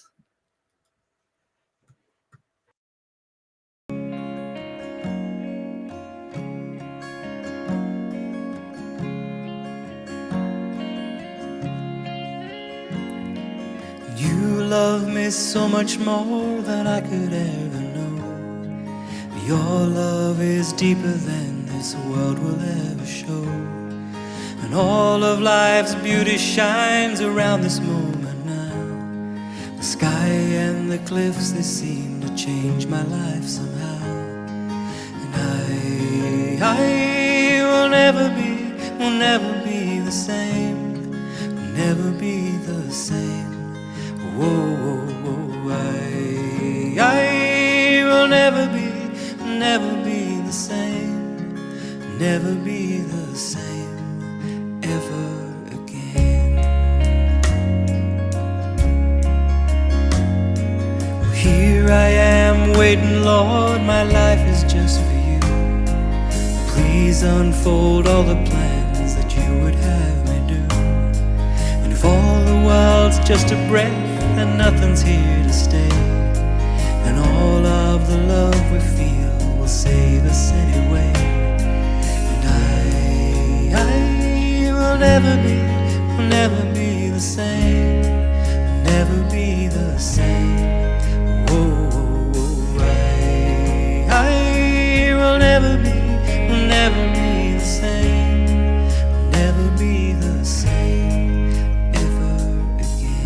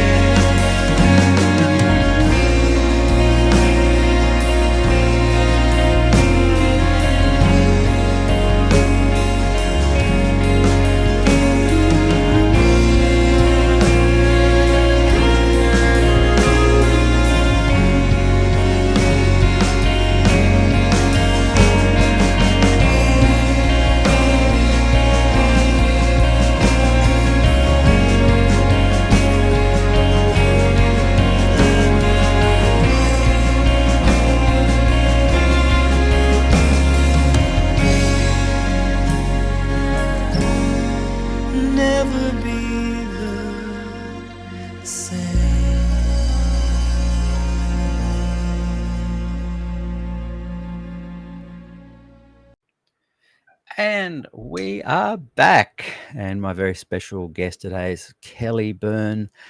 Well, I'm enjoying this conversation. I hope I'm not being too pushy. You're surviving okay? Absolutely. Yeah, it's an authentic conversation, and I love those kind of conversations. So I'm just going to bring up a few things here. I should have got myself some more water then. Rodney Smith happened to mention something, saying that something about, I'm just trying to look for it here. Is this the one throughout Oh. history?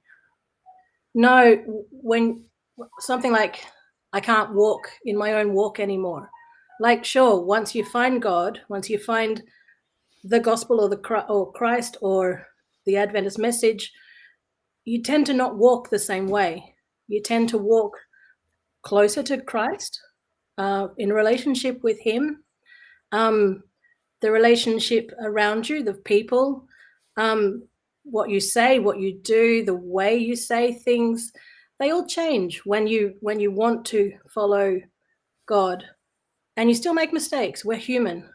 I wish I could answer to Rodney Smith exactly what he said, but I agree with him.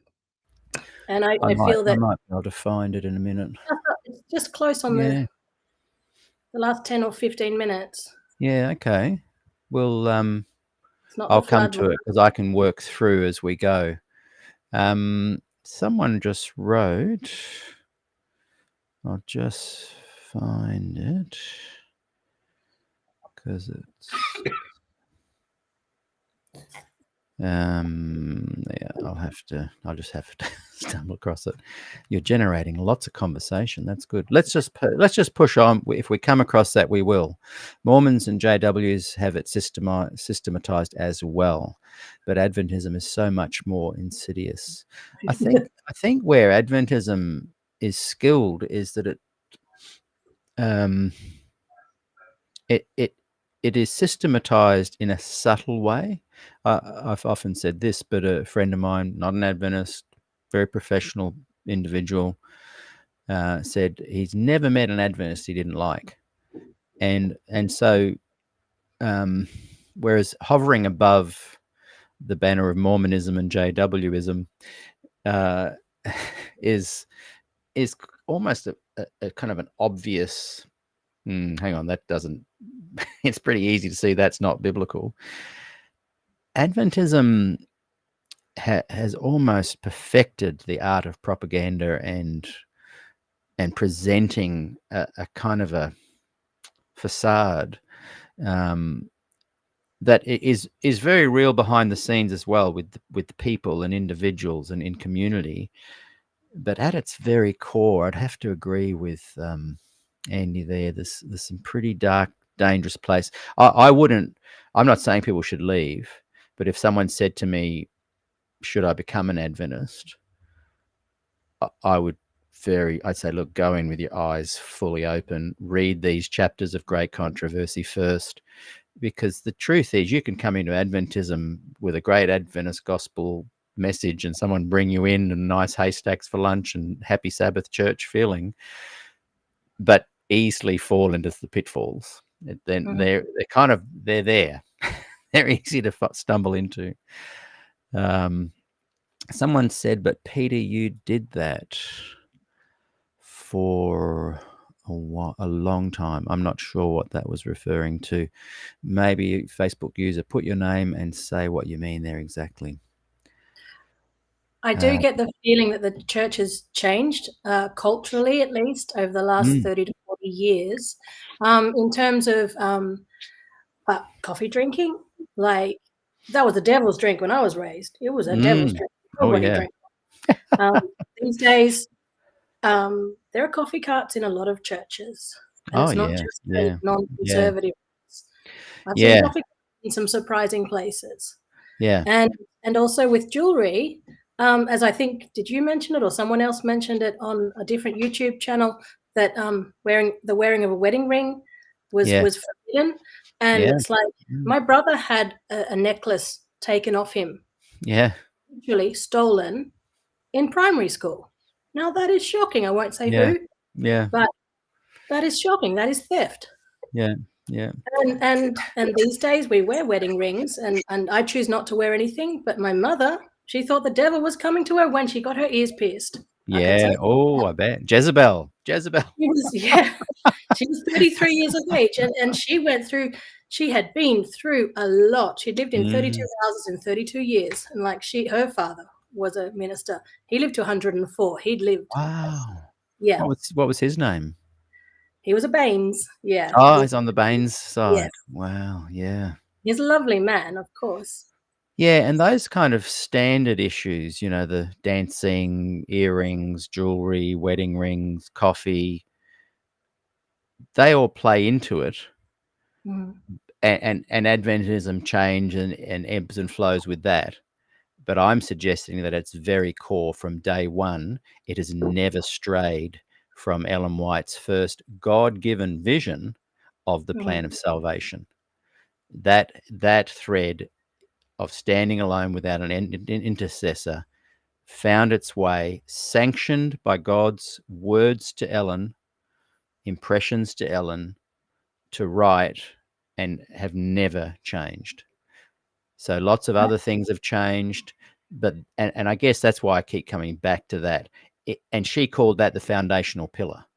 So if that foundation has never changed, you can be an Adventist and say, "Oh, well, I just don't agree with that foundational belief." But imagine a worker for the Adventist church saying, "Hey, I don't agree with the foundational belief, but I'm an Adventist and I love Jesus and I found the gospel within Adventism." Say it. But I'd love someone to say it publicly that actually is currently employed and ordained. They won't. Why won't they? If it's such a great thing, why won't they come on my show or any public platform? I only know one or two pastors who are brave enough to be speaking boldly. And I'm very proud to call them both a friend. But why is that? Why, if they have a right to be a real Adventist, can't they say it? Yeah.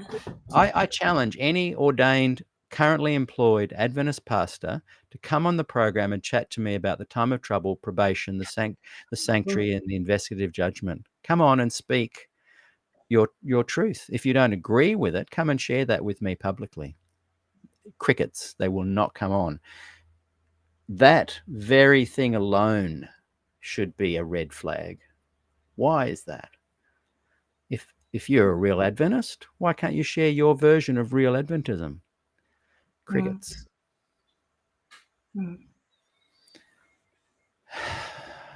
I can't speak for the current employed people of the church, but I'm a student at Avondale, and I hadn't even thought, is this going to affect my student ability? But I'm enjoying the studies, and I'm enjoying the boundaries, and I'm enjoying the Christianness of the church, of the college or university as it is now, Yeah. Avondale. And I am an Adventist. I can truly swear to that. But with respect to the ideology, what you were just talking about, I think that's got a lot to do with our relationship with Christ, and the non-intercessor might happen still, and I'm not even sure how that will play out. But I figure if I'm so self-aware that I'm a Christian-based Adventist, not an Adventist-based Christian, but a Christian-based Adventist, then I have the 10 Commandments, although, some may break at times, and I don't want that to happen. I don't intentionally do that myself. But even in the time of the non-intercessor, it feels like this much, I believe, will carry me through. I'm hoping, if that happens, if that were to happen in the future, that I have a pure faith. My faith, like I would swear on the Bible that this is my truth. I'm not on the fence. Well, it's enough, because that's never going to happen. And why do we know it's never going to happen? Because the Bible teaches that Christ will never leave your side as a mediator. So the reason you can find sanctuary and safety in your belief is because you're completely going against the thrust of Adventism, as you should on this point, because it is not biblical. So you're never going to, you're fortunately never going to have to even be tested on that, because the Bible is 100% clear. You will never be without an intercessor, ever. This side of heaven, you will never, ever be. And fortunately, you and many others don't believe that fundamental belief, fortunately. But I can't get I'm sure students can come on, and as you know, I'm Avondale University's #1 super fan. You know, I'm born and raised, bred. You know, I love the Avondale culture beyond belief. It's part of my heritage more than Adventism, ironically. But there is no pastor employed currently ordained that would come on and say, I don't believe that I will stand without an intercessor. Even though they don't believe it, most don't. I get many behind the scene messages. Hey, love your show. Totally think that Ted Wilson's woo-woo. Do not believe that for a second. I say, come on the show and share that. Can't. Why? I've literally had 2 people, the powers that be won't let me, SPD level, wanted to come on. Powers of B heard me say he's coming on. Boom, pulled it. And B, I cannot, I've got a mortgage. I get that. But it says something to me. Like, why can't you? If your belief in Adventist gospel is so valid, and sorry you lived that kind of Adventism, Pete, that wasn't my experience. Okay, then come and tell me that. Come on the show and publicly say it. They can't, because the pushback will be so strong, they might lose their income. That is something tainted about that. Yeah. That's very sad, really sad to hear. It's massively sad. Huge. And it is huge. And it's dawned on me years ago, but crashed upon me in the last couple of months. Wow. I kind of was more mocky about it. Oh, you can't come on and talk about women's ordination, you know, ha, ha, ha. Now I'm like, whoa, hang on. You can't come on and not only talk about your support of women's ordination publicly, you can't come on and defend Adventism's fundamental #1 pillar. So yeah, don't not you, but don't say to me, oh, you poor thing. That wasn't my experience. If you can't come on and share what your experience was. I didn't know what real Adventism was until very recently, and I can't believe it. Andy has asked a question. What do you stand on the scapegoat? See, there's another unbiblical Adventist teaching. Can either you, Pete, or Andy describe what the scapegoat is exactly? Yeah, so look, it's a whole conversation, so we won't really go into it. We did talk about a little bit in Andy's interview at some point there, and Andy might like to see the time code, and I can share that with you. But essentially, Christ's atoning sacrifice on the cross, it was to provide a perfect being, like a perfect lamb to be sacrificed. And I'm pretty sure that Adventists teach that no, Satan is the scapegoat. That's not biblical. And also Christ's ability to have been the perfect sacrifice is not there for an example that we too can live a perfect life. But that is the thrust of Adventism. Christ's example was not, I mean, the whole point of a sacrifice is to have a perfect creature. You don't have to live like the lamb to be perfect. You have to sacrifice the perfect. You don't then live the perfect. And there's no sacrifice anywhere in the Bible that ever said, and the Israelites after that sacrifice have to follow the perfect life. Yeah, please live a lot better. You're doing a terrible job. But it's there's nowhere in the Bible that, and I might just be getting this wrong, but where Satan is the scapegoat. And there's nowhere in the Bible that says you have to then live that perfect sacrificial lamb life. Yeah, it figures to me that Christ was the sacrificial lamb, the scapegoat, as you're saying. And I've heard a lot of things talking about perfection within people of the Adventist church, maybe in the last generation, not this one. But it's like, well, hang on, how can I be perfect? But I will try and live up to, I will live to the 10 Commandments. Whether I mistake one or two, I will then repent, and I will repent every day of that day's wrong deeds. And I can't be perfect, therefore I repent to God through Jesus Christ. This is my whole agenda. This is me through and through. Yeah. I am not perfect, and maintain that I live to try and aim. I can't aim for perfection, I guess, but I can aim for the 10 Commandments, to be the best person I can on earth. But I know that I'm born in sin. I know that. I often use my analogy. I love guitar. So I play lots of guitar because I love it. Because I play lots, I've gotten quite good at it. I put in the time, but I'm still not a perfect guitarist. Never will be. But it's my love of guitar that gets me into guitar heaven, not my work I put into it. Whereas Adventism doesn't teach that. Adventism's thrust number one pillar is that not only do you have to love guitar, you have to put in the time and the practice. And the fastest way you get one of your pupils to not want to play guitar is say, right, show me your study sheet, and I want your practice sheet, and I want your parents to sign off it 20 minutes every day. I used to wonder why I lost so many guitar pupils until I said, hey, practice as long as you want. 5 minutes a week's plenty. And they'd be putting in the time because they fell in love with the guitar. Beautiful. That's the gospel. Adventism doesn't teach that. Adventism says, oh, come to the guitar. You'll love it. Fall in love with the guitar. And then because you love it, you'll put in the time. And if you don't put in the time, you won't get to guitar heaven. That's what Adventism, that is the thrust of their belief. And you don't believe that. I don't believe that. 99% of gospel Adventists don't believe that. But they still are happy to be in the school of guitar that teaches that as their thrust.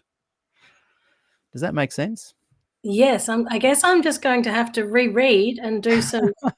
I'm not planning on ever leaving the church, but I'm having to read more into sort of, well, what did I sign up for when I was 13? Because I so believed that the faith that I had at that time, I was going to church each week, and I was believing and I'm wanting to go to church. No one was pulling me to church.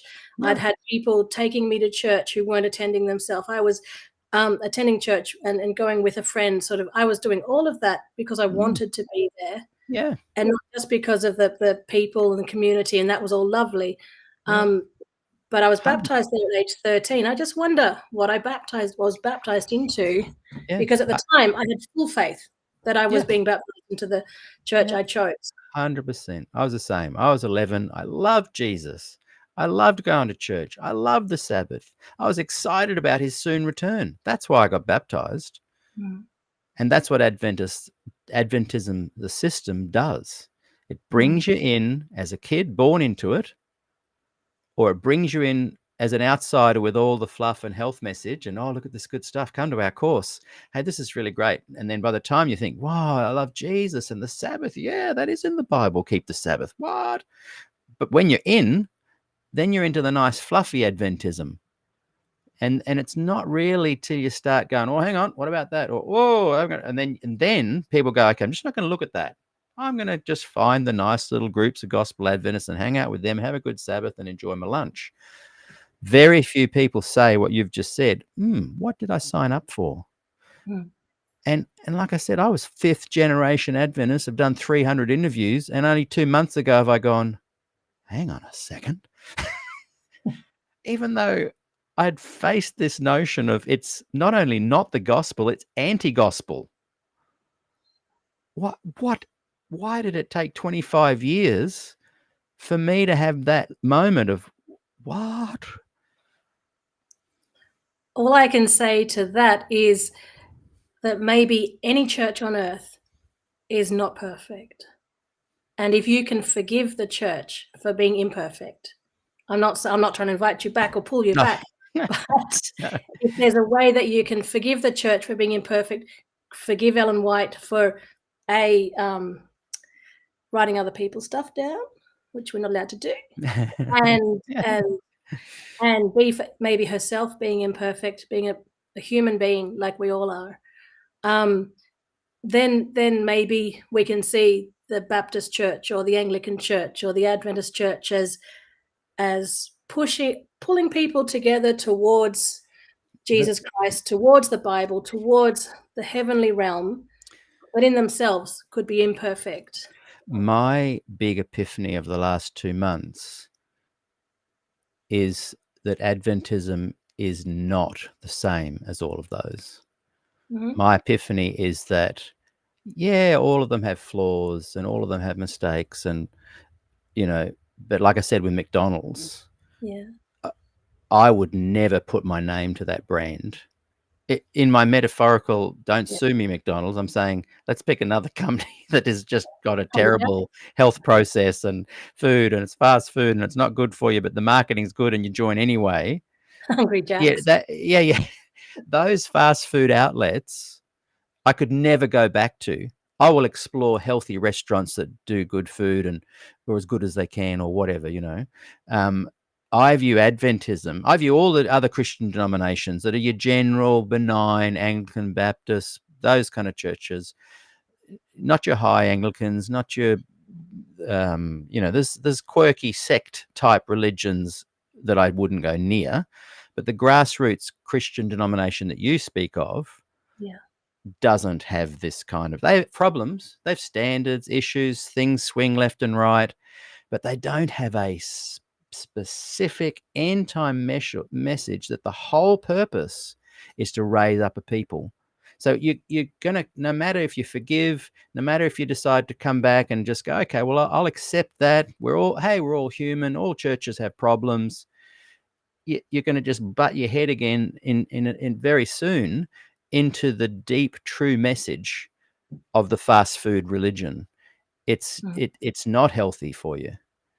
And no matter which way you look at it, these fast food outlets that we speak of, they're not the same as your normal restaurants, in my humble opinion. And someone has just said, when I was talking about Mormonism, good comparison, Peter, would I stay being a Mormon? I think a lot of people stay being a Mormon saying the same thing. Well, anywhere you go, you're going to find problems and political stuff. But would you say that about Mormonism? If you really looked into it, could you put your name to it? And so my epiphany is I looked into it. I left 8 years ago next month. It'll be 8 years. But I'm only now going, wow, not only did I leave, boy, I couldn't recommend that to people, because it is like Mormonism. It is, third down on the rung of Mormons, J-Dubs, Seventh-day Adventists. They're often collated together out there when people talk about it. Why? It's not a mistake. They're talked about because the thrust of their whole message is very different to the biblical message. And you suddenly go, hang on a second. I've been duped. I've been deluded, but I can't be dishonest anymore. I cannot. I put my name to that in the hope that people will join it. I used to sing and literally encourage people. I used to go out and witness on the streets in bands, and wherever I went, I'd talk about Jesus and Adventism and the Sabbath and all this stuff. But I just couldn't put my name to that anymore. But I could be a Baptist or a Methodist or a Presbyterian or Episcopalian or all those different denominations and not have the same issue. Boy, that was a long answer to that. Sure. Was this the one that Rodney said before? Can I just say, with my little rant there, Yes, again, Rodney. hand on heart, totally don't judge those that can stay. I don't, I literally had a friend that rose up in the ranks of, we won't mention names of fast food outlets, and said, "Hey, I love it. It's a great job. They look after me. We provide employment for so many young people. It's healthy. It's a clean environment." And I thought, okay, I didn't judge him for staying there. I genuinely don't. But for me, I'm working through trying to come to grips with my recent epiphany. Mhm. I don't know if that was the one thing that Rodney said before. Jesus must come into your heart through grace, Peter, before you see him in glory. Thanks, Rodney, for the nothing statement. Let's see. And I don't feel judged for staying within the church. I feel like this is very much an interview, not a debate. Yeah. And I felt that with Andrea last week, and you were more listening to Ted than talking with him. I thought that would have been a very interesting interview. I would so love to do that. Live. And I was kind of disappointed when I was re-watching. It's like, oh, he's not live, but Andrea was. She was very lovely. But yeah, I don't feel judged. I don't feel that way by you at all.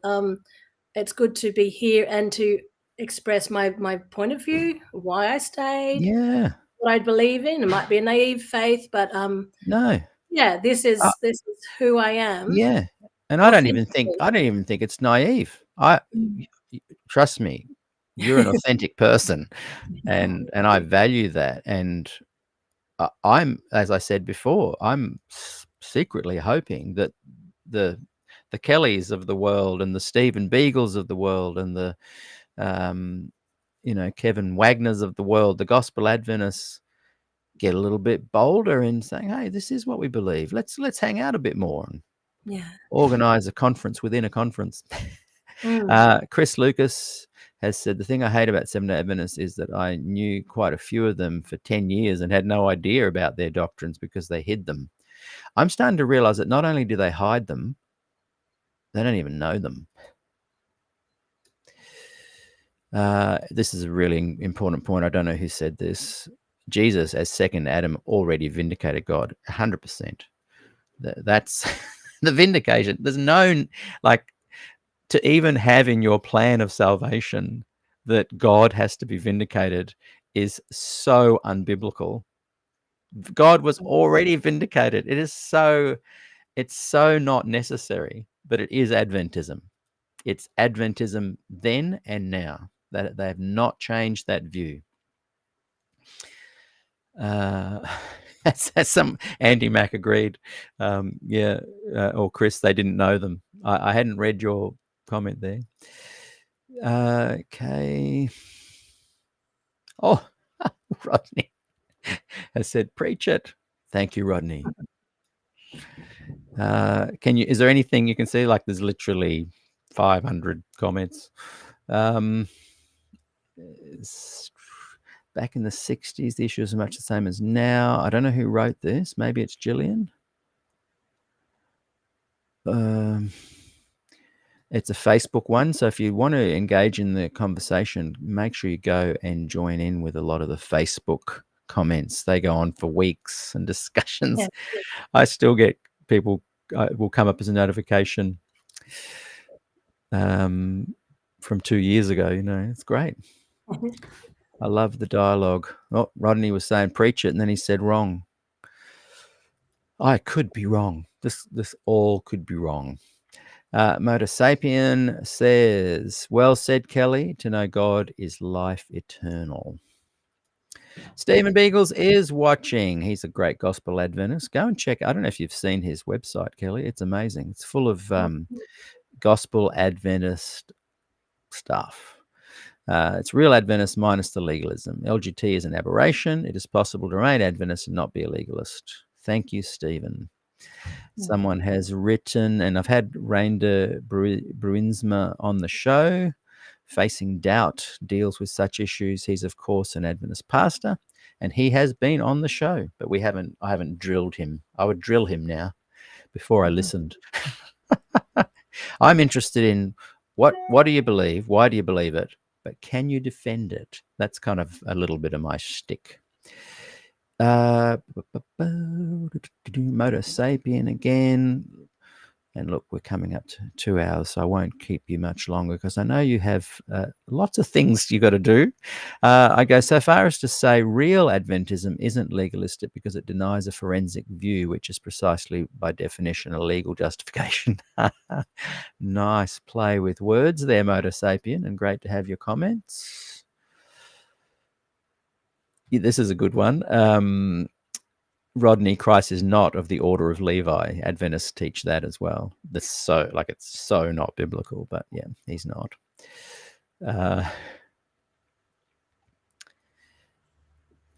Is staying with Adventism for the greater good of others? Good question. I'm skipping some here, Kelly, because we'll have to wrap it up. But we're so close. We should, your husband and I and you and we should catch up for a coffee. Yeah. And just have a yarn. I'd love that. Okay, bringing up Gillian, replying, Carol Platt, her parents and grandparents were always pro-gospel. She was never raised on these traditional views because long ago they had been challenged and overridden. It's only traditional Adventists who insist this is the only possible view. Views go in cycles, often occurring together. Like me, what you define as Adventism is not what she was ever taught. Even the 1919 conference shows that when the leadership tried to bring in honesty about Ellen G. White and her copying, the right wing made sure some were kicked out. For some people, the situation is intolerable and they can't stay. Others find they can. Exactly. And perhaps I'm being too judgmental. And as I said, with Carol, her and I have been writing this week, no judgment at all. I love that she pushed back. Like, I love when she said, what gives you the right to be so judgmental about us who stay? Great. That's the whole point of having this platform, is you can criticize me, disagree with me. I've changed my mind. Who knows where I'll be in a year's time. But I would just say that is great that her parents and grandparents were pro-gospel. That's brilliant. But even the 1919 conference, where this leadership that Gillian talks about suppressed, kicked out, booted even A.G. Daniels, the president of the time, because they didn't like him being more progressive.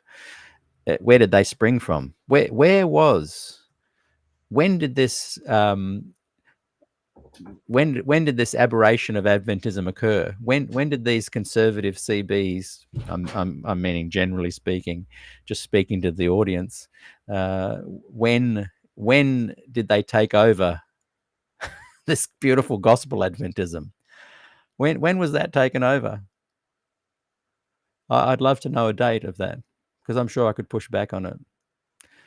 I see progressive Adventism as a growth. That's why it's called progressive. It's grown on and from these traditional Adventist views. It was never there in the start to be taken over. Great that people have had an incredible pro-gospel upbringing and their ancestors were beautiful pro-gospel. That's great. That's brilliant. But it was never a takeover. They're just very lucky. You find the gospel and Adventism, you're lucky. Do you think Ellen G. White was a CB herself in that category? And by the Adventist fruits, they will know the Adventist church. And the fruits could be the gospel Adventist, hanging on the branches of the CB type legalist. I surely love that view. And I would say that the CBs are more in line with Ellen White than Ellen White is with Des Ford.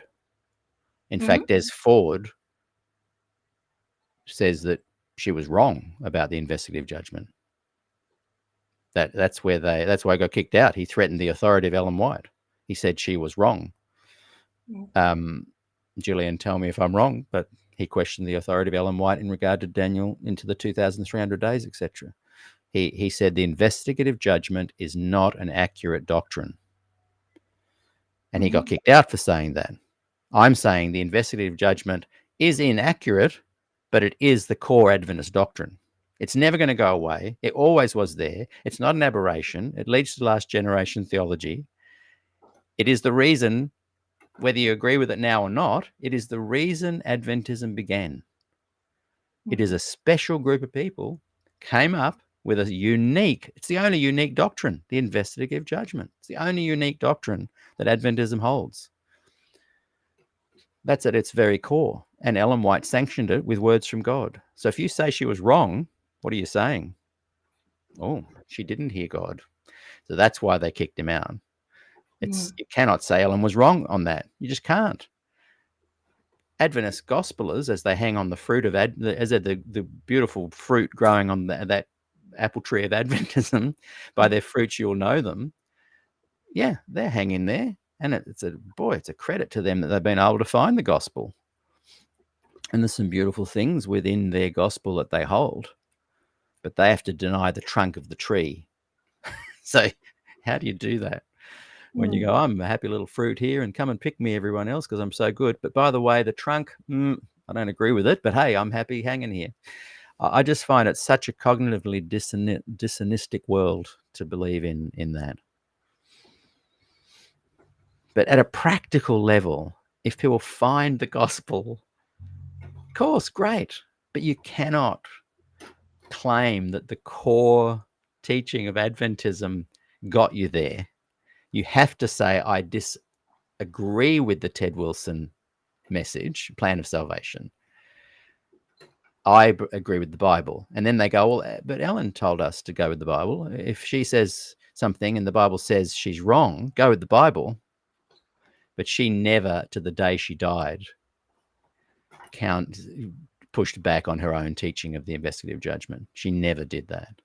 She believed that was the fundamental till the day she stopped breathing.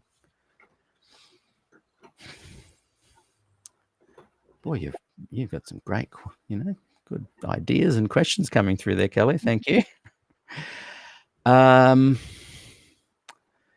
Anything else there? Wow, I wish, I'm really annoyed with YouTube because there's so many good comments coming through on YouTube that once we stop going live, they just disappear. Only on YouTube, if you comment after, do they come again. I just wish there was some way we could keep them there. But we just can't bring them all up. We'd be here for 3 hours just answering the questions from YouTube. Don't forget, Ted Wilson clearly said, if you don't believe, leave. When I was a school teacher at Avondale High School, we literally got a letter from the GC, Adventist teachers, if you don't believe our fundamental doctrines, please leave your employment. Wow. And we were all like, yeah, whatever. Who wants to be smug, whatever? I want to go, whoa, do I believe them or not? They want me to leave if I don't believe them. Oh, but that's not my Adventism.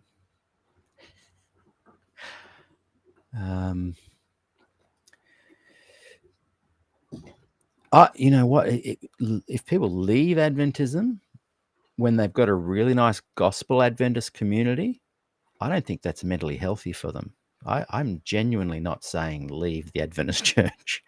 If you are happy and you've found your gospel community, I am not saying leave, because you will find some pretty mentally healthful, challenging emotions once you've left that I don't think a lot of people can survive. So I say stay. As Andy's saying there. Oh, is she not saying the same thing already? Not just loss of income. They don't know how to survive. Oh, I can't believe it. Andy, we're on the same page. True. I bring it up. I'm saying what I'm thinking, and that's what she just said. They are stuck in a different world. It's so true. And look, Andy, what a brave thing, because you are guaranteed gospel Adventist. And that's why you're saying, oh, it's not the Adventism I know. And, oh, how can you judge me because I'm an Adventist? because your brain is going, whatever you do, don't leave. I cannot cope. But what does that say as well? When I used to play in bands all around the different denominations, we'd be Baptists one week, Anglicans the next week, and you'd see Baptists fellowshipping with the Anglicans, and they'd all go to each other's gigs and hang out.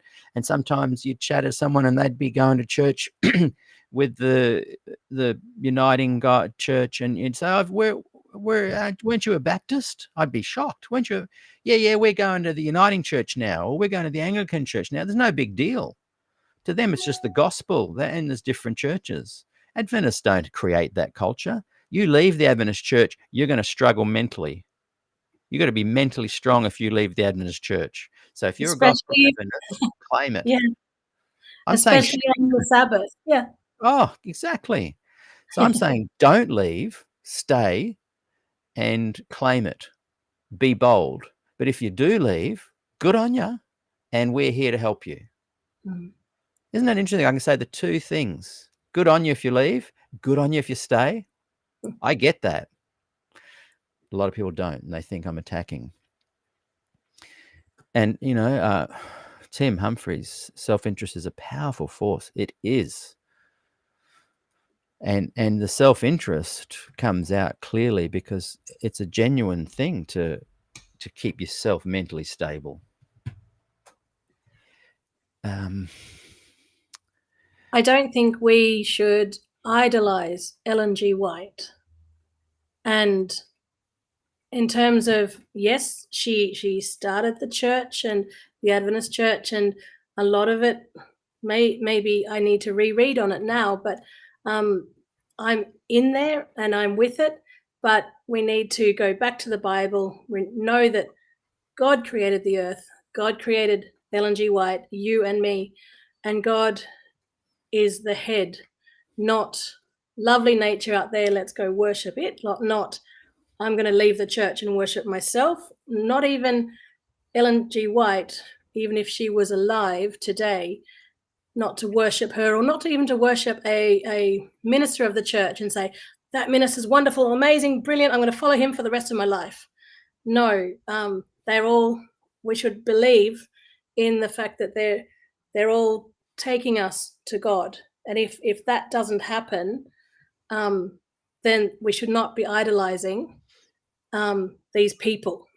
If you understand what I'm talking about. Well said. Definitely.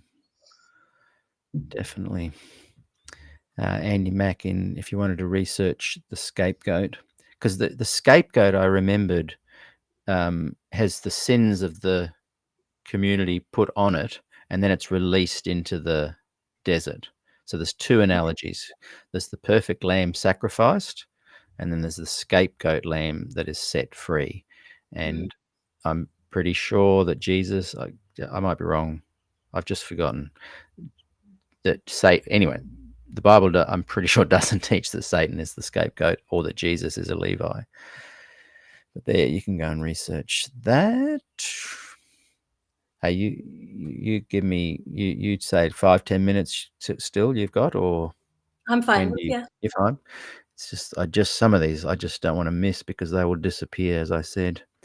Neil Hush has written, Gospel Adventists are happy to let other Christians stay in their churches. Trad Adventists must drag others to be where they are, somewhere eventually hot.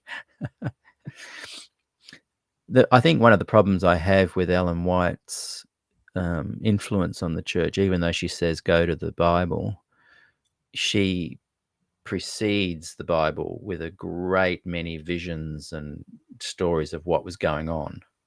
And she talks about post-heaven with other worlds, and she talks about people living on Jupiter or Saturn or wherever, and she embellishes a prehistory, a post-history, a biblical history, so much so that it takes a long time to read the Bible again without her filtering come through. So it's all very well to say, hey, go to the Bible and not me, but then to create this massive big plan of salvation, this great controversy that's just not biblical. It's just really difficult to comprehend as being a clear way to the gospel.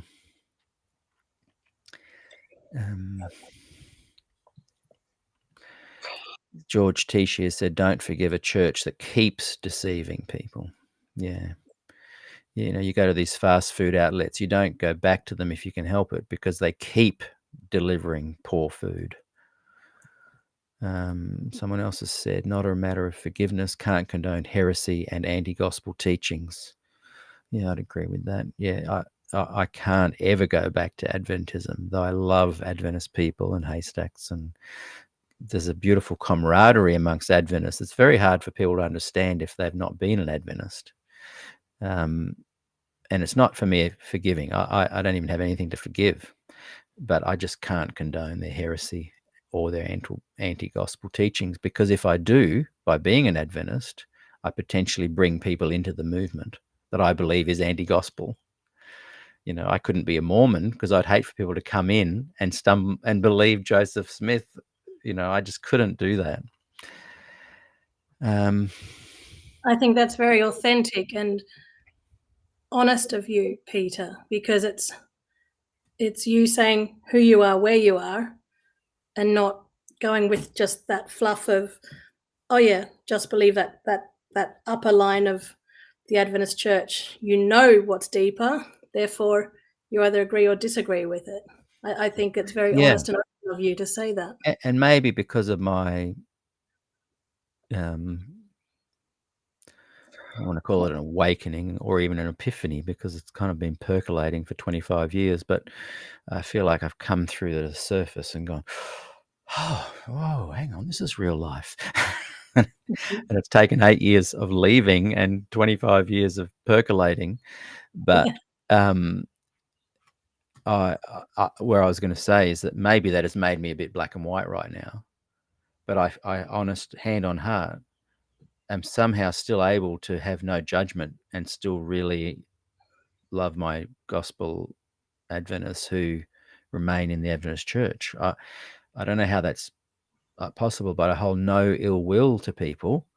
But I am speaking in a way that's a bit black and white for me. Rodney's trying to bring me back into the church again. And he's gone, Peter is not going back home. He is already at his home right now. And you know what? I feel really at home with the SDAQ&A community as well. It's really, like one of my friends that I've interviewed is full on Ted Wilson, early Adventist doctrine believer, full on. And there's others that are the gospel Adventists, Gillian, people who've left, people stay. I don't know why, but I love hanging out with all of them. It's a bit of a curse sometimes, because I see a lot of podcasters and stuff who are that is wrong, this is right. And in my own head, I see that, but I'm not willing to force people to make decisions that they should be using their own brain with. Dale, great to have caught up with Dale at the recent Former Adventist Fellowship. So good to see you, Dale, after getting to know you here with your comments. And I am collating CDs to send to you, by the way. Adventism is based upon a deception of Ellen G. White. The current Adventists are in the Adventist church are in a deception of not believing in the 28 fundamental beliefs. That is interesting. Yeah, there's a deception going on where, current Adventists don't even really know what the 28 fundamental beliefs are. And in many ways, they've been watered down so much. And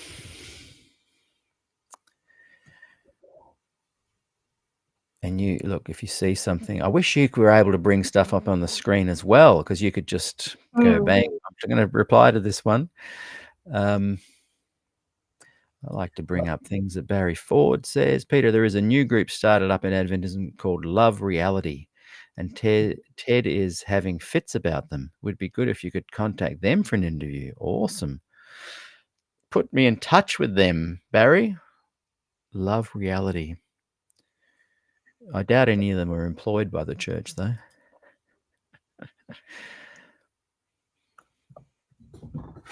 And Andy has said, you're welcome to pass on my details to Kelly. I would love chatting with her. You guys would get on super well.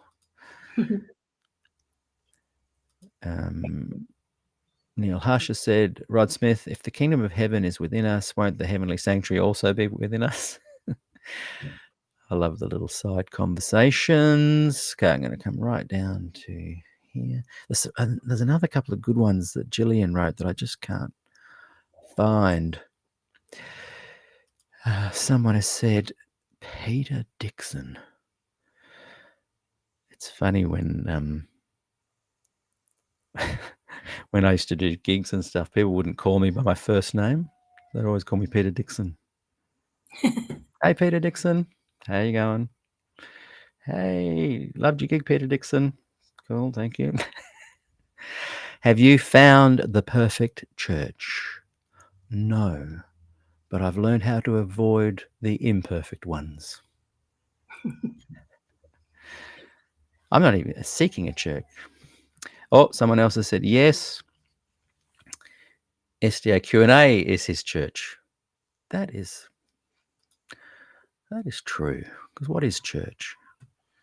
It's a gathering of diverse people from all walks of life accepted into the family. Absolutely.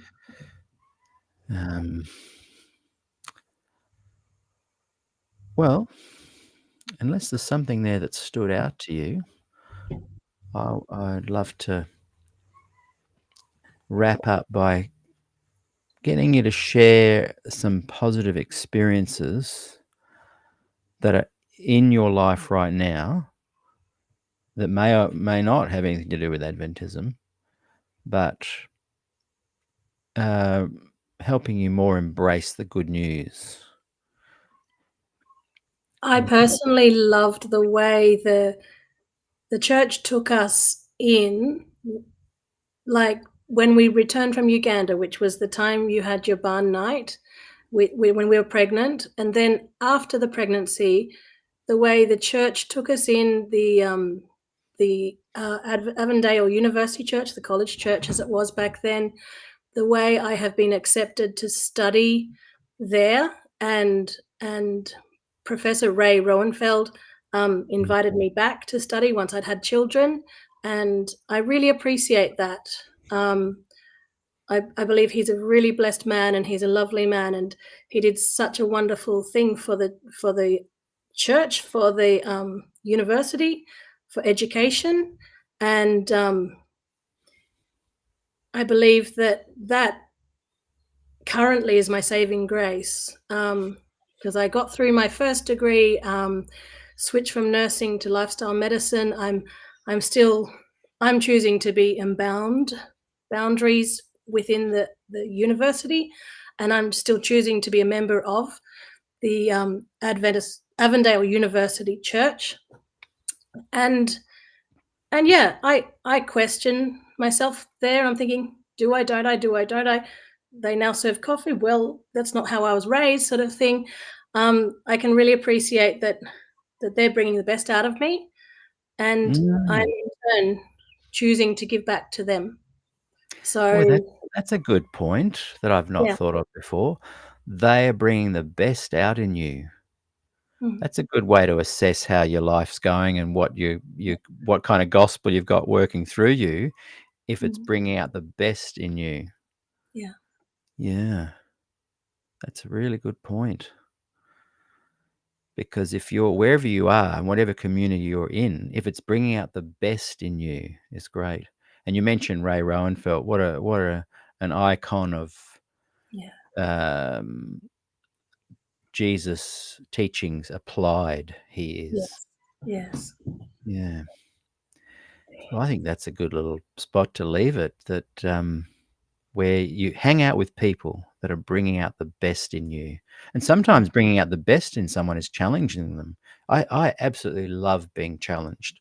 I love when people criticize me, disagree with me, are rude to me. I love it because it gives me the opportunity to see if my life beliefs are actually working. How am I going to engage with that person? The litmus test.